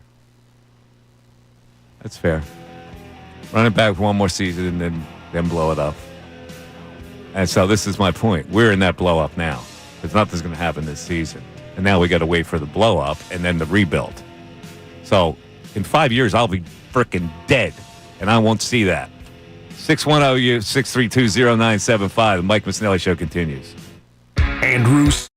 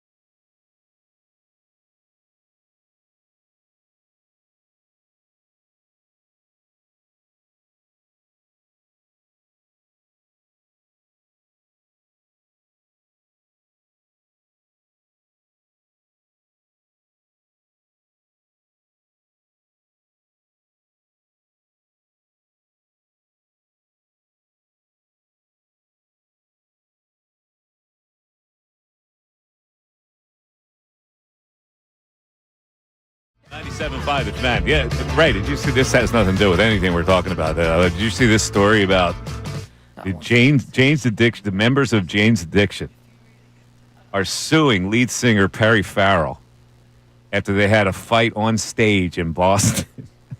On stage as they were doing their concert. Perry Farrell went over and attacked Dave Navarro, the lead guitar player. And the other two band members came in, and they had to break it up. And 36-page complaint. Don't you love these lawyers? They could just write legalese until the cows come home, man. 36 page complaint filed by Dave Navarro, Eric Avery, and Stephen Perkins accusing Farrell of assault, battery, intentional infliction of emotional distress, negligence, breach of fiduciary duty, and breach of contract. Meanwhile, he countersued the band, saying the same thing. They had an on-stage fight at the Leader Bank Pavilion in Boston, and the concert ended after that, and the rest of the tour ended, and it caused them to lose $10 million, and they're demanding that Farrell pay the outstanding bills for the canceled tour dates. This screams to me someone made a big life purchase before this and now needs to recoup. I'm a big Jane's Addiction fan, by the way. You probably aren't. Jane says... So how are you falling on this? Whose side are you on? I interviewed Perry Farrell, actually. I was at WMMR way back in the day. People remember the great morning show we had. I interviewed him backstage at a concert. And I walk into the room. I swear to God, they had about 20 bongs laying around. Right? Perry Farrell is a very eccentric, weird guy. So I'm interviewing him, and Dave Navarro's looking. I had a notepad at the time. I was scribbling notes down. Dave Navarro's looking over my shoulder. I go, "What are you doing?" He goes, "I'm looking to see what you're writing." I said, "We're writing what your guy's saying here." It was a really wild band, and so they had a fight on stage where Perry Farrell attacked them because they were playing the wrong chords or something. They're rockers, man, and these guys are old now. Like, Perry Farrell's got to be 60. Yeah, that's a lot to have a fight at that point. Yeah. Like, So they're suing each other now. This is the second time, by the way, this week that we have found you conducting interviews surrounded by people that are just high. Oh, yeah. Listen, man. Like when I did rock bands, everybody was high. Seriously. I interviewed a lot of rockers. They're all high before a concert. It's amazing to think that you could perform at that level. I guess maybe you're just used to it. Yeah. I mean, it's the trip that counts for them. It's the enhanced experience of being high playing. Right. And getting and absorbing all that fan adoration and all that kind of stuff. I did a lot of bands. I can't remember all the bands I did. But it was fun. It's really interesting, the difference between interviewing a rock star and interviewing a sports star. What's the biggest thing to you? Rockers are more expansive in what they're telling you than sports. Sports people are kind of cliche-ish. There's a way to answer a sports question. Yeah. And everyone... Yeah, and they know it. Yeah, and rockers are all trying to be different. They follow a script. Rockers don't. Is there any athlete that we listen to consistently or that you've listened to through the years that gives you the most rocker-like feel? You mean somebody who was like really cerebral? Yeah. Or not even cerebral. They just expand on what they're talking about. You know who was really good? Paul Molitor. Really? Yeah, he's a Hall of Famer. But it's funny because I thought he was really impressive, and then months later he got exposed with a cocaine bust. So I don't know whether it was influenced by the coke high when he was telling me or what. Given the comparison to the rockers here, I guess why the brain works the way it does. A lot of them were morons. Rockers? No, ball players. Baseball players more than anybody are morons. Really? Yeah. That's my experience. Now hockey players, they're nice about it, but they're not going to be expansive about things. Very short answers. Yeah. Not getting a ton out of them. Yeah. I think basketball players will give it up a little bit. Football players definitely give it up. What athlete do you think you got the most out of ever?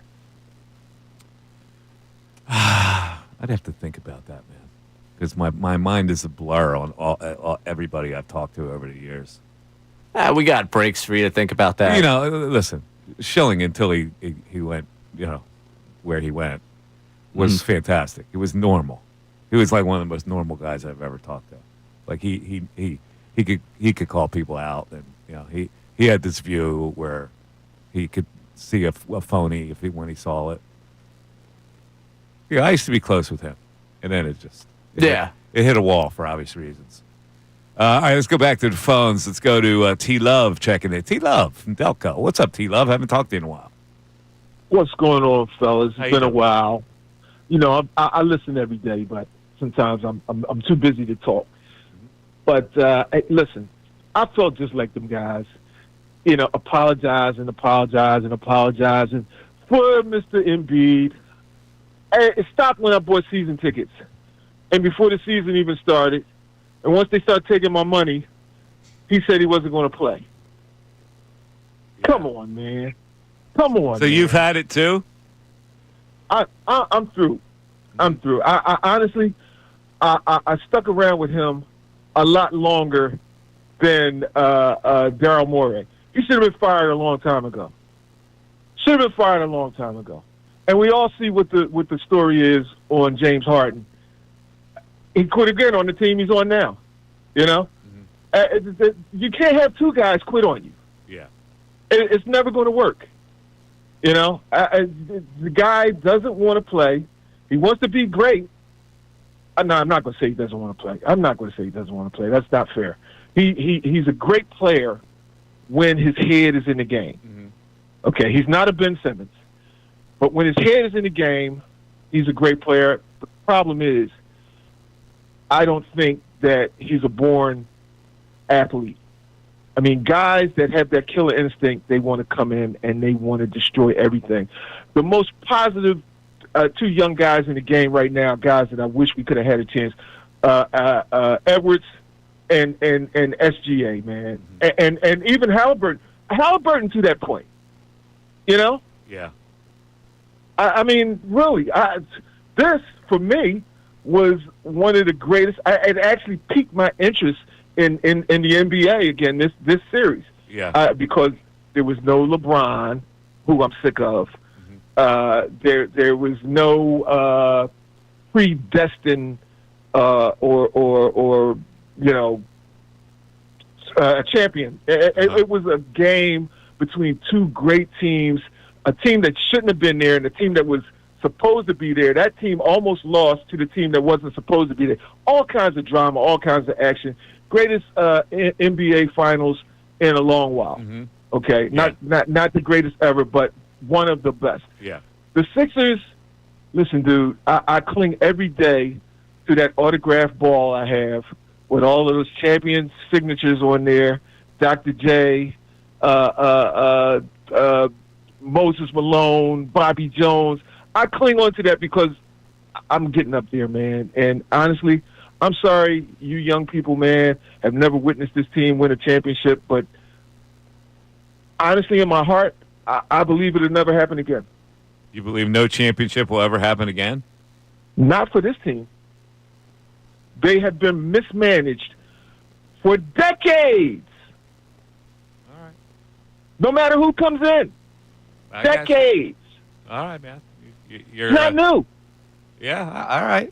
T-Love, you feel better? You're getting off your chest? Hey, you know what, man? Every day I wake up, I love sports. Every day is a gift, T-Love. Right? Every day is a gift. You love sports. But sometimes your teams can give you a lot of angst. Now we're going into the second half of baseball season. What's it going to turn in? The excitement of this baseball season and what's going to turn into it is going to be interesting. It's going to be fun to watch. I like it. That's what I'm looking on. I'm trying not to think about Embiid and the Sixers. I want to think about what the Phillies can do in the second half. Yeah, this story dropping this week after, yesterday, the day before, you said that you were done talking about the Sixers. You just needed a break. Yeah, well. Tough for you. And then Embiid. Tough luck. Came into town. Mike Missanelli Show. It continues right after this. Fanatics Sports Update. Baseball still on break. I'm Ray Dunn with this Fanatic Sports Update. One more day to the Phillies return to action. They'll host the Angels for a 3-game set starting Friday night at 6:45. Jesus Luzardo is expected to get the ball to open up the second half. The Hall of Famer Jason Stark joined us earlier on to talk about the first place Phillies, what Dave Dombrowski might do at the deadline, and what went on down in Atlanta at the All-Star game. Last night, the sole team in town in action was the Union. Snuck past CF Montreal 2-1 to keep a hold of the top of the table in Major League Soccer. They'll head back to action on Saturday at 8:30 against the Houston Dynamo in Texas. Summer Sixers beat the Mavericks 90-82 last night behind 22 points, 13 rebounds from Janai Broom. BJ Edgecombe, Justin Edwards, and Dembona all set out in the win. 76ers back in action Friday at 6 against the Nets. And we're less than a week away from Eagles opening up training camp. 2024 Eagles were honored last night as the year's best team at the ESPYs. This update's brought to you by Family and Company Jewelers. Get engaged, get a ring that'll light her eyes up. See Angela and the team at Family and Company Jewelers on Route 70 in Marlton, South Jersey's diamond destination. Also brought to you by Electrical Workers Local 269, Electrical Training Alliance, International Brotherhood of Electrical Workers Local 269, and the Electrical Training Alliance can offer a career with no college debt. To learn more, go to IBEW269.com. I'm Ray Dunn, the home of the Sixers, Flyers, and Union. 97.5 The Fanatic and 97.5thefanatic.com.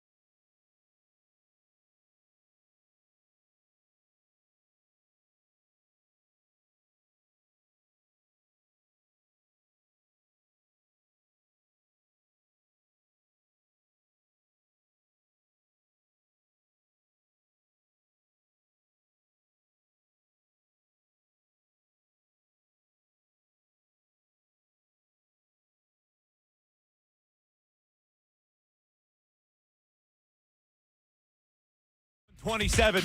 Mike Missanelli Show, 97.5 The Fanatic. You know, there was a really interesting Q&A with Doug Glanville, who, of course, does the podcast with Jason Stark called Starkville. He was talking about Jimmy Rollins. And Jimmy's going to be going to the Wall of Fame, obviously. And Doug played with Jimmy early on when Jimmy got called up. And he tells this story. Ray, you asked me about players. One of the guys that changed the most when he got to the big leagues was Scott Rowland. Scott Rowland, when he first came up, was this sweetheart of a kid. And baseball just soured him to the point where he was just nasty sometimes in the clubhouse. And he, ruled the clubhouse with an iron fist. Why do you think that was? I don't know. I think he just got used to being a big leaguer, and he turned into, a big leaguer who could, have his way with you as a reporter. So he soured on the media or soured just on the situation he in was general? The leader of the club. He put these rules in the club. You wouldn't cross Scott Rowland. He became one of those type of guys. Everything had to be done his way professionally and the whole bit. And, most of the guys like that kind of leadership. So Doug is telling a story about when Jimmy Rollins came up. And he said Jimmy was right out of a movie. He gets called up, and Jimmy is Jimmy. He just couldn't stop talking. He was so excited. He's talking. He said, now, I came from the generation of be seen, not heard when you come up. Don't say anything. Veterans do the talking. And Scott Rowland was in that kind of a mold. Now, I was embracing the revolution of players. I called Jimmy Rookie 2.0, as if to say he's not just a rookie, he's Rookie 2.0. And Scott Rowland goes, nah, I'm not really cool with this. So Jimmy's in our batting practice group, and he's not only talking, he's describing every swing he takes. He's like, oh, did you see that? Oh, look at that backspin. Oh, that's out of here. Oh, don't throw that in here. I mean, he was talking the whole time. And it might have been nervous energy and excitement and all that, but it was just Jimmy being Jimmy. And you could see Rowland, the steam coming off his head. And I think he let him do it for a day, maybe two, and then eventually Rowland was done. So he pulled Bobby Abreu and I aside. They were starters. They were in that same hitting group. And said, we didn't have a choice. Let's just get it straight. He was like, okay, I'm going to kick him out of the group. I just wanted to talk to you about it and ask you. Wow. Scott Rowland kicked Jimmy Rollins out of the hitting group. That's insane. I mean, he says, poor Jimmy, I felt horrible. He's sitting in the corner now like he's wearing a dunce cap and he's not talking at all. But that was Scott Rowland. That's a shame. You're losing out on a great personality in that locker room just because you want to have things right. But he wasn't baseball-like. Yeah, that's kind of ridiculous. Scott Rowland. Well, here's what Scott Rowland did to me once. I was a TV anchor, WB17, so I would do some shticks. And I wanted to do this shtick with Schilling where I hit a home run. And I had him meet me. I said, all right, meet me in the dugout at 1:30 or 1 o'clock. I think it was 1 o'clock. Because I still had to do my radio show. And we were going to do this video. And he didn't show up. Shirley didn't show up. And I'm hanging there. He left me hanging. So I go do my radio show, and I get in touch with Shirley and go, well, what's up, man? And he goes, Roland wouldn't let me do it. Really? Roland says you're being too friendly with the media. What year did Roland come up? Roland had that type of seniority over Kurt Schilling? Well, this would have been 2002, I guess. 2001. Wow. 2000, in that area. Huh. Yeah. That's Roland was one of those type of guys. I'm starting to understand why people didn't like him around here. Yeah. All right. Let's go back to the phones. We got Michael and Redding checking in. Michael, you're on 97.5 The Fanatic. Michael. What's going on, Mike? What's up, bud? How you doing? I got to take you off speakerphone real quick. Go ahead. All right, having a good day. That's some interesting. Is that an article you read there? It was in the Inquirer today. It was a Q&A with Doug Glanville. Wow. I mean, I see why he wanted that continuity, the way that he used to approach the game. Yeah, he was very serious about approaching the game. But I wondered why he sat out on Scott Rowland Day when they gave out bobbleheads. He took a Sunday off. Oh, for real? Yeah, there's things that irritate. He was almost too serious about himself. And that's what I say. He changed more than anybody. When he first came up, man, he was a guy of wonderment. He loved everything about baseball. He's really friendly. And then he just got, like, nasty. Yeah, I mean, I thought it was just with a thing with Boa. It was like a thing of, I don't know, maybe effort a little bit. Like why Boa stayed on him so hard that first year. I don't know what the dynamic between Bo and him was. Right. I'm just I was 13 years old. I probably shouldn't be trying to recount these things. But anyway, I wanted to get a total amount of games played from you of the total 164 total games that Embiid and George are eligible to play. I said it's going to be less than 43 games. Right off the top of my head. What would you say? George might. What's yours? Embiid will be less than 43. George might reach 43, but that would be the maximum. Like, that's the max number of games I could see George playing. Embiid less than that. I see him playing like 17 games. George? Just like last year. Maybe. It's just like last year. Who knows? Who can get? I think George will try to play, and that's why I say 43 is more likely than 43 for Embiid. Embiid will be less than 43, no question in my mind. Right. All right. I just don't even think they're going to make the play-in. I just wanted to get that off my chest. You're saying they're going to be 7 or 8. It's possible. Vegas has them as 7 or 8. You could be right that they make the play-in. Mm-hmm. I can't imagine they'd miss the play-in, though. I mean, you're talking top 10. In that conference, there can't be 10 teams that are better than them, but they'll be at the bottom of the playoff rung. Right. All right, well, have a great day. All right, Michael. Thanks, Mike. Thanks, buddy. Appreciate the call. Let's go back to the text board. What's the text board saying at this late hour, Ray? Is it someone else's fault when Embiid is moping up and down the court, Kevin in Drexel Hill? No, and that's the point. It always can't be somebody else's fault. Somewhere along the line, you got to take responsibility for you not being in tip-top shape, especially after that Olympic period. Now, I assume after the Olympics, he did nothing. And so when he comes to camp, he's not ready. And that's, is that leadership? See, that's a form of leadership, what we're talking about. When you actually could be ready to start a season is a form of leadership. And he shirked it, but it's always somebody else's fault. That was one of the things, and the reason why I read that text, that was one of the things that kind of drove me nuts when he talked about leadership, was he was saying he was a leader on the court.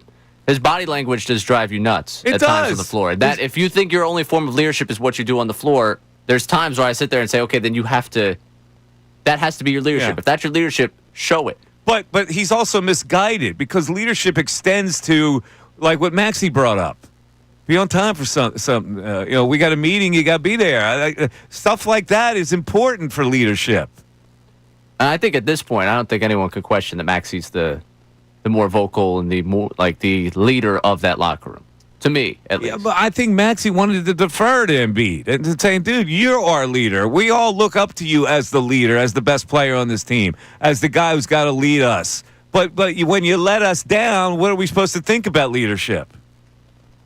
And to that point of that meeting, how about the leaker still being around? Whoever leaked that meeting? Yeah, he says he knows who the leaker is. In this story, he says he knows who the leaker is. And did he say that? He said, we never know. He said something about free agency. So was he alluding to the fact that it was a potential free agent? He had said in... What exactly? What was that exact quote that he said? So when it happened, he said, whoever leaked that is a real piece of blank. He said to the reporter now, I know who leaked it. Yeah. You do? Yeah. But I'm not going to. The past is the past. The one thing I'll say is it's hard being around people that do that sorts of stuff. That goes back to the trust thing. Once you cross that, you can't expect me to be a part of a team meeting again. That's just not going to happen. The way you're talking, it sounds like this person is still around. I don't know. Come on, Joel. You know who's on your team right now. Free agency just started. I don't know what's going on. So there's a chance this person may not be around next season? No. There's a chance they're still around. Free agency just started. Is he alluding to the fact that it was a potential free agent or a free agent? Seems like he is. And then he ends it with, no, there's a chance they're still around. Who are your guesses? If he's talking about people, I know Drummond's got a real affinity for him. Yeah. So I don't think it'd be Drummond. They brought Drummond back. They brought Oubre back. I don't think it'd be Oubre. Why not? I don't see Oubre as the run to. Like, Oubre to me doesn't have the, I'm a veteran that's seen success in this league. Gordon? Lowry? Could be names. I mean, to me, the type of person that would leak this is not conducive to my team succeeding. I'm here for this team to succeed. I know what it takes. This needs to get out there. That's, to me, like, that's the self-serving purpose of going to report this. Like, going to the reporter and saying, hey, this is what happened. Well, we'll see his body language towards certain people this year, I guess. I guess so. And then the speculation will be he had to be the leaker. It's probably a dangerous position to be in if you're us. 610-632-0975. If you want to climb into the show as we come down the home stretch, please do. We would love to chat. Mike Missanelli Show continues on 97.5 The Fanatic. Hi, my name is Phil E.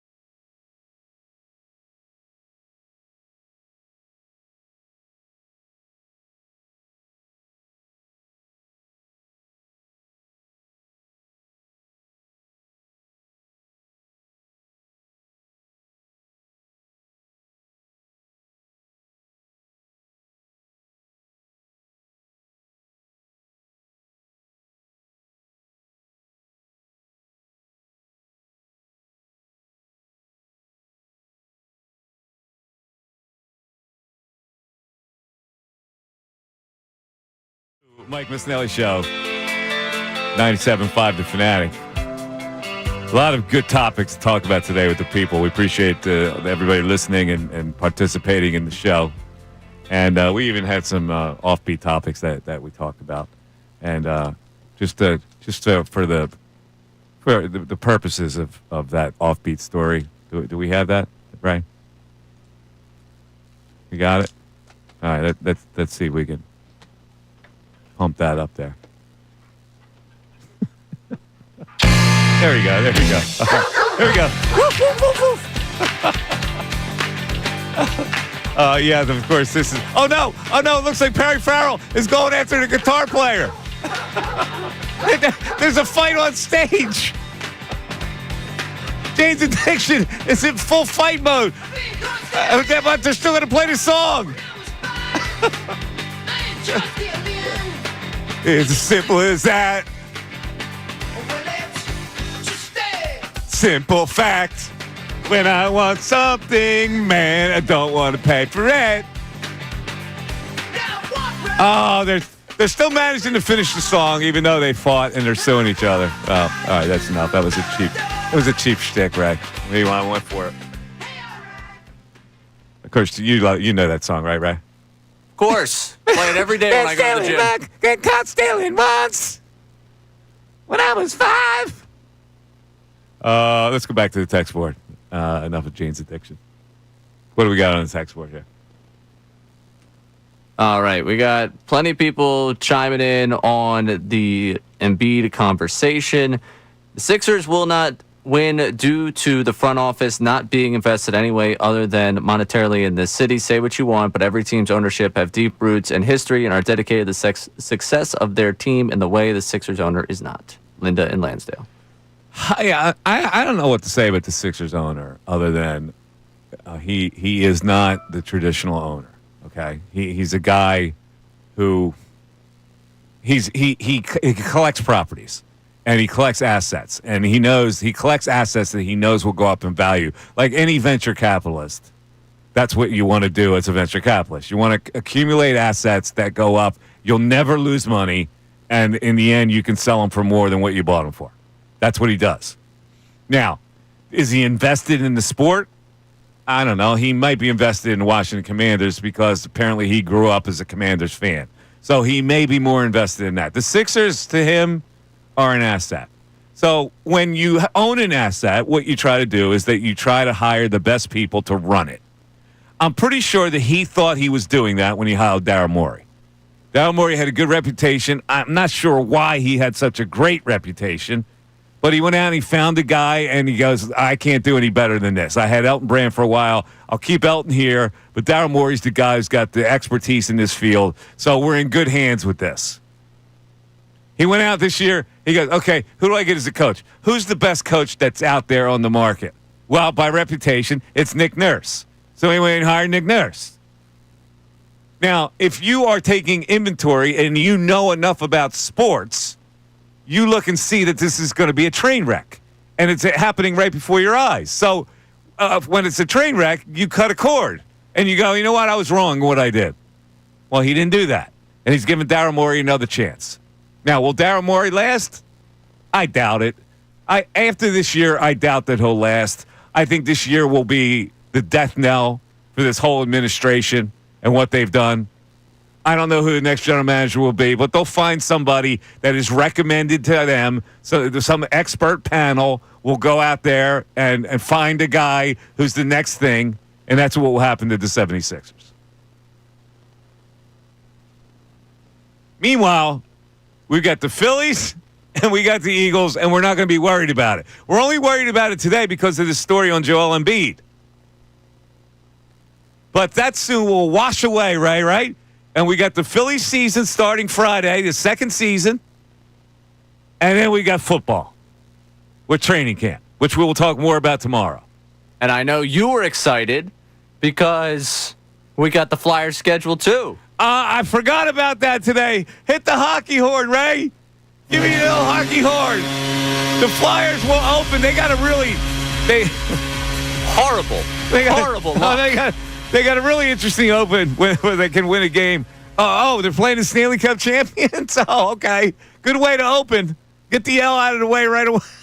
No, they could upset them. Fat Cats, 2-time Stanley Cup champion winners. You're going to think they're going to be interested in their first game? The Flyers have incentive. Rick Tocchet, second most trusted coach of the city. How about Rick Tocchet pulls off the upset, beating the Stanley Cup champs in his first game? Would love it. Yeah, well, I'm not thinking about hockey either. I'm thinking about two things. Two things where teams could actually have success. Success, Ray. The Phillies, rest of the season, leading into a defending Super Bowl year. And what you think? This team is going to be quite good? I think they're going to be really good. They might not win as many games, but they're going to be good. How could they not be good? They're a solid team. Their foundation is built. They have a quarterback. They have a great offense. They have a great offensive line. They have a defensive line with a dominant defensive tackle who's going to help the young kids on the edge. You know, I'm worried about one position. I'm worried about the opposite cornerback position, and maybe I'm worried a little bit about left end. And if that's all you're worried about going into a season, yeah, you're in a good place. Yeah, I have such faith in the coaching. One particular coach, because we're talking about what could be the weak spot for the Eagles. You got to look at defensively, but that is ushered in by a very respected a man of accomplishment in Vic Fangio. So what am I worried about? How many more goes do you think Vic Fangio has? Well, as long as they keep winning, man. If he's got a Super Bowl team that he's coaching with, that's a lot of fun. You think there was any part of him after winning a Super Bowl was like, I could be done with it. I went home, because won now a Super Bowl. He's got another challenge. The Eagles are good. He knows that he's got some leeway. They're good. And he's got a challenge here where people are going, whatever he does is going to be golden. He's got a bunch of young players. People are looking at it like, Vic Fangio's almost had to perform miracles. If I'm a coach, I would love to be in that situation because I'm going to show him how I can perform miracles. Well, I just think from his perspective, and this is why I'm not at all one of many reasons why I'm not a successful NFL coach. They win the Super Bowl, he's going to get all this praise for his defense, and it'd be like, yeah, for 1 year, you would just walk on water here forever. He would never, ever buy a drink, buy a Phillies ticket for sure. Be like, yeah, that's my golden ticket forever. I coached up that defense that won the Super Bowl. Either way, there's going to be storylines because if they get off to a slow start, we're going to be talking about, see, he was overrated. He did it the 1 year, but he couldn't do it this year. All that talent they had on defense. Yeah, yes. Well, it's Fangio. Maybe it's past its time now. We're going to have all those great conversations. I can't wait for football season to start. Let's hit up a couple texts because a lot of people texted today. Let's find out what the people have to say. All right. Any Jane's Addiction text? Not stealing butts when I was 5. No, unfortunately, I'm not finding any Jane's Addiction. Jane says. I'm a big fan. You know, they morphed into another band too. They were Porno for Pyros. What? Yeah, that's the name of the band. Jane's Addiction turned into Porno for Pyros. Interesting people they are. Got to get into the rock scene here, man. Come on. There's plenty of scenes of it. I'm good. All right. Thanks. I'll pass on that one. Matt from Allentown here. He could have been a generational player, but to Mike's point, he never put the work in. The offseason, ate like bleep, and blames everyone but himself. Blames a lot of people. Doesn't blame everyone. But, it's not that he even blames people. It's like, woe is me, victim. And I go, and I've talked to so many people who have told me over the years, yeah, he does play that victim a lot. Plays the victim. It's like you can't do enough for the guy.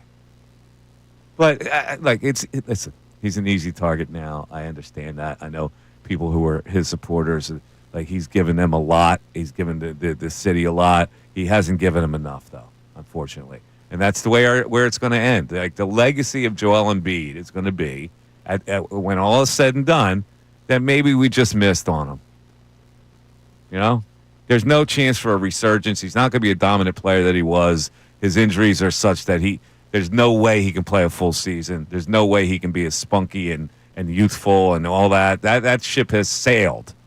And so now what the legacy? The legacy is, well, it wasn't enough, unfortunately. I see it as more complex than that. Okay. What's the complexity of it? a great player who never had the moment here, but also like this team never had enough help. It's not even like, because when we go through the teammates that he's had through his career, you're going to say, wow, this guy was here, that guy was here. They never found a group that they wanted to be the group. Yeah, and that's fair. It's very interesting to hear, like, in that story for him to say, I never had a part in roster decisions, because he thinks that he probably would have been sent out of town by a veteran if a veteran was here before. So yours is more management-wise. Yeah. I mean, I think than anything else. It just seemed like at every turn, every time that looked like there was a straight path forward, there was a pivot. Yeah, I can agree with that. I'm just, in reference to this story that was the story just came off as more woe is me. And maybe that's unfair. Maybe people get a different read, but that's the read I got. In any event, thanks for listening, everybody. We had a fun time talking today to everybody, and a lot of text board activity today, a lot of phone call activity. Coming up, of course, is Baseball Bill and Ricky Patalica and Baseball Ricky. I believe it's DeCecco in for Ricky Bill. Oh, Ricky's not in today? No. DeCecco is in with Baseball Bill? Yes, I think so. Because he's got a wedding? You got Football Andrew with Baseball Bill. And Basketball Bill, frankly. Have a great night, everybody. Thanks for listening. We'll talk to you tomorrow. Bye-bye.